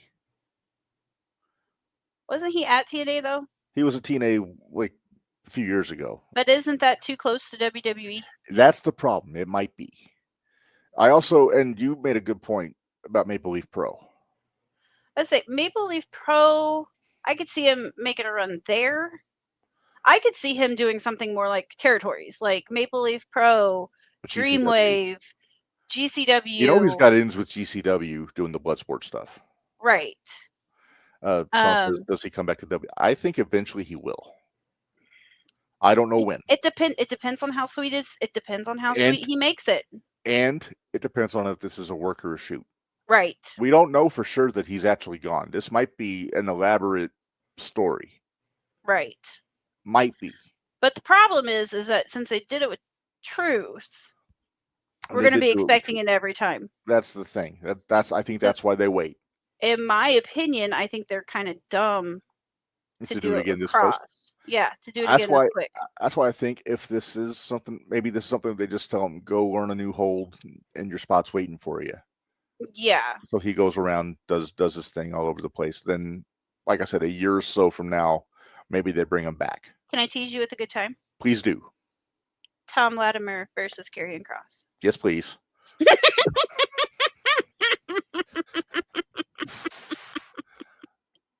Conley with Karrion Kross. Oof. I'll throw one at you. Macklin and Karrion Kross. Oh, I hate you.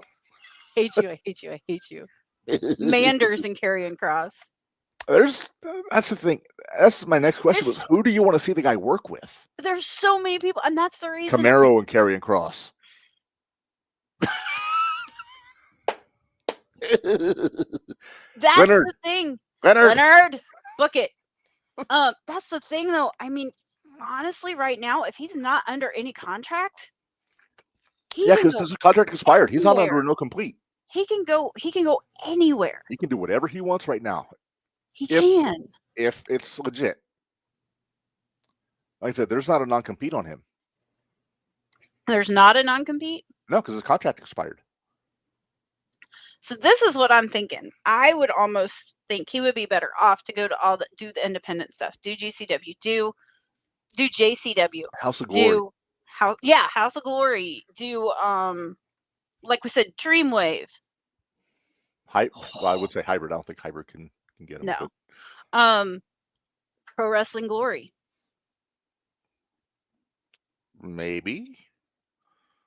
Do we know people with Glory that can? Oh, I think we might know a few people. I'll have to get on Cecil. What? AVW. No. Bless AVW's heart. I know. No. I was being kind of a. Although that I'd could love be to the call way- a Karrion Kross match though. Although, Mhm. hear me out. Triple threat. Karrion Kross, Mhm. Cobra, and Carrot. Hear me out. Hear me out. I'm listening. I'm just saying. I mean, Let's- does it get any better? The only way it gets better is if it's Kross and Camaro one-on-one. Karrion Kross, Cobra, and Jake Omen. Dude, just give me Kross and Omen.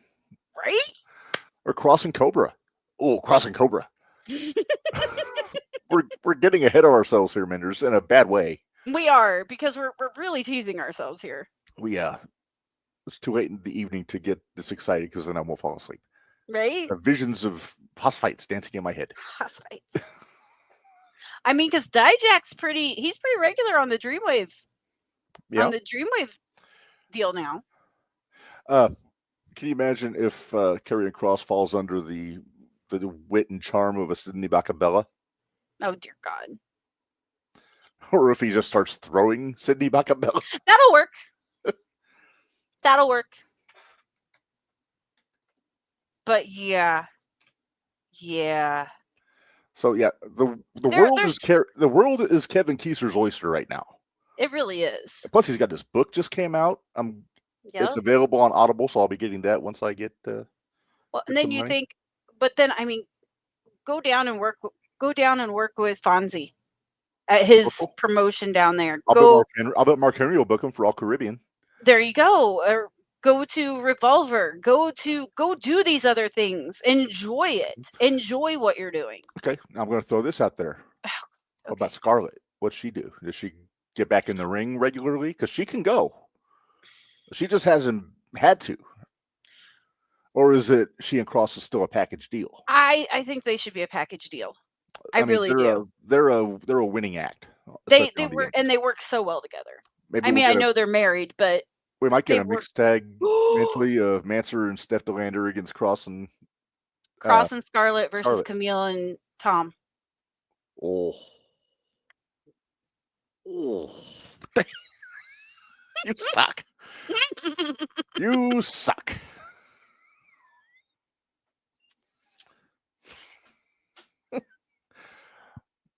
And then I'm still thinking crossing the G1 next year. I mean, but he can do that. I He can. mean, Absolutely. and can. he can still do the independent stuff.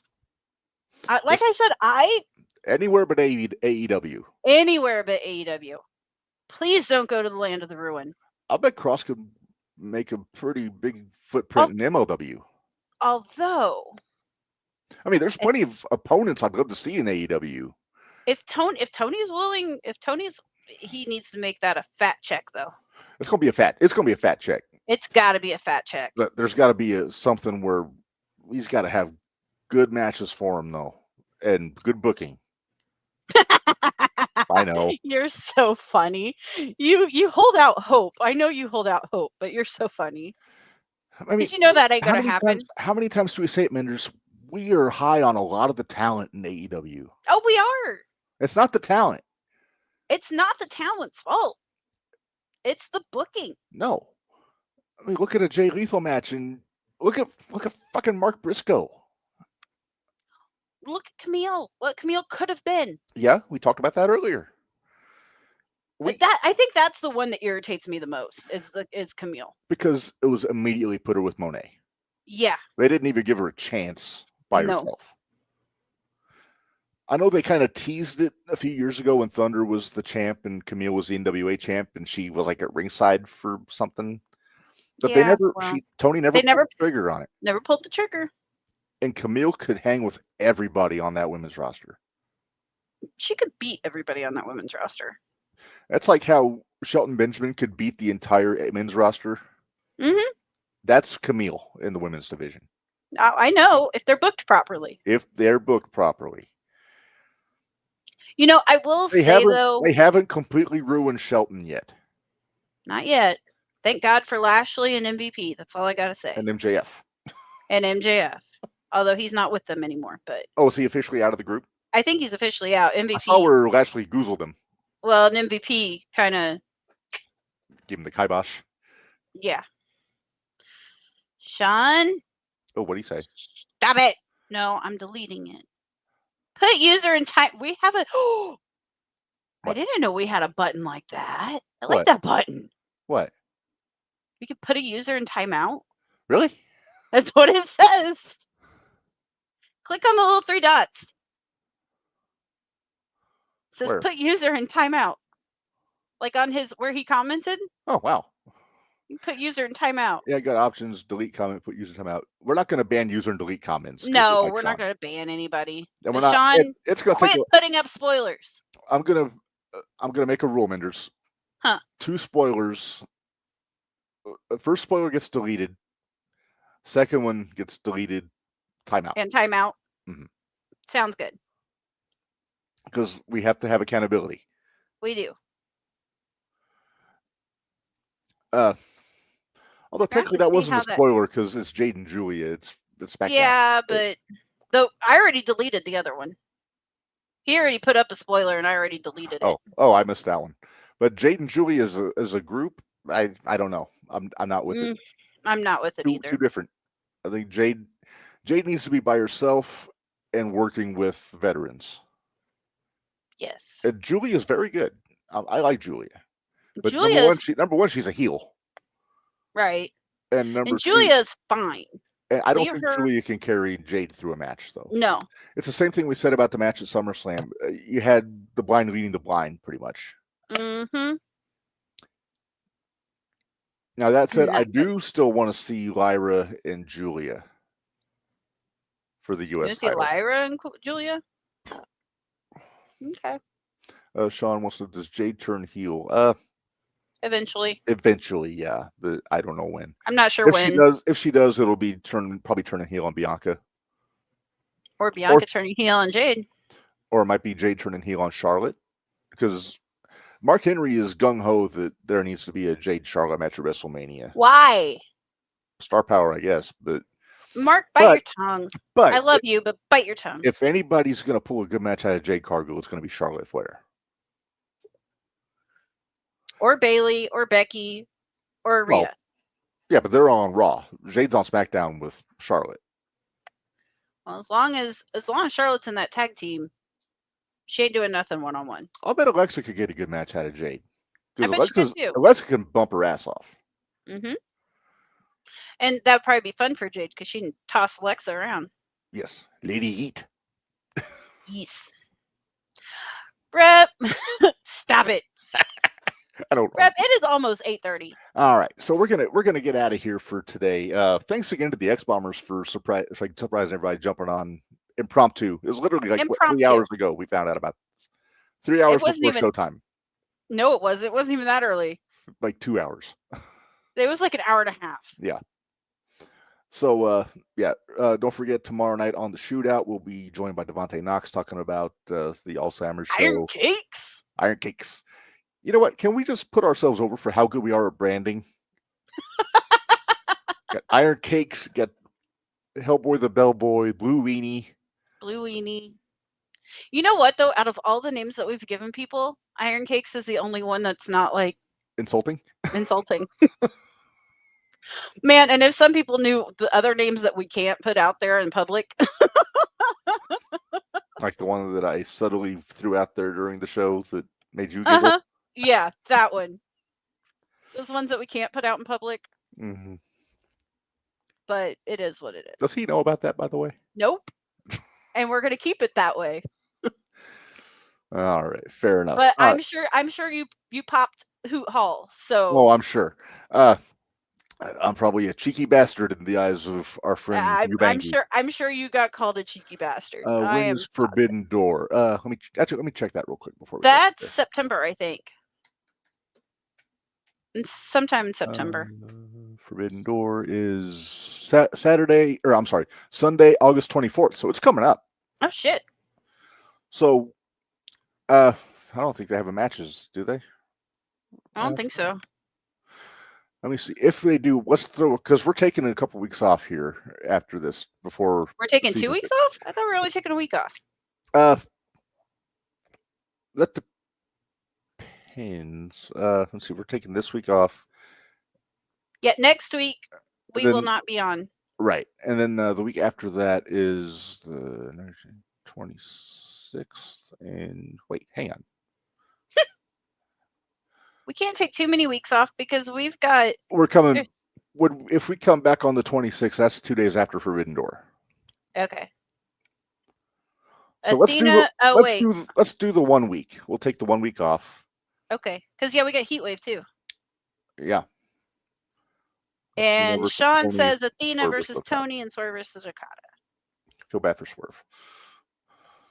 Athena and Tony will be good.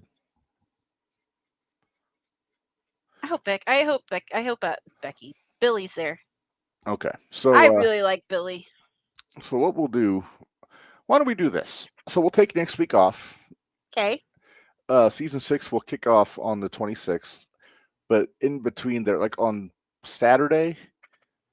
We'll try Well- to do another one. No, I'm saying we'll just post our picks on our Facebook. Okay, well remind me. I'll try to remember. Okay. And then like I said, we'll do Heatwave and Forbidden Door picks on social. Because the 23rd I've got PWE. The 28th I've got PWE. The 30th I'm going to New Wave. Mhm. There's another one too. I think it's like the 6th is hybrid. Yeah, so yeah, we're finishing up season 5 here. Tomorrow night is season 1 finale for the Shootout. And then next week we're taking both of those shows off. And then we'll be back on the 24th and 25th. We will still have an Extreme F and review though, dropping because on we got some in the can already. Sean, that's going to be on the Jumping the Rail page. Yes, we are, Scott. We are taking both nights off.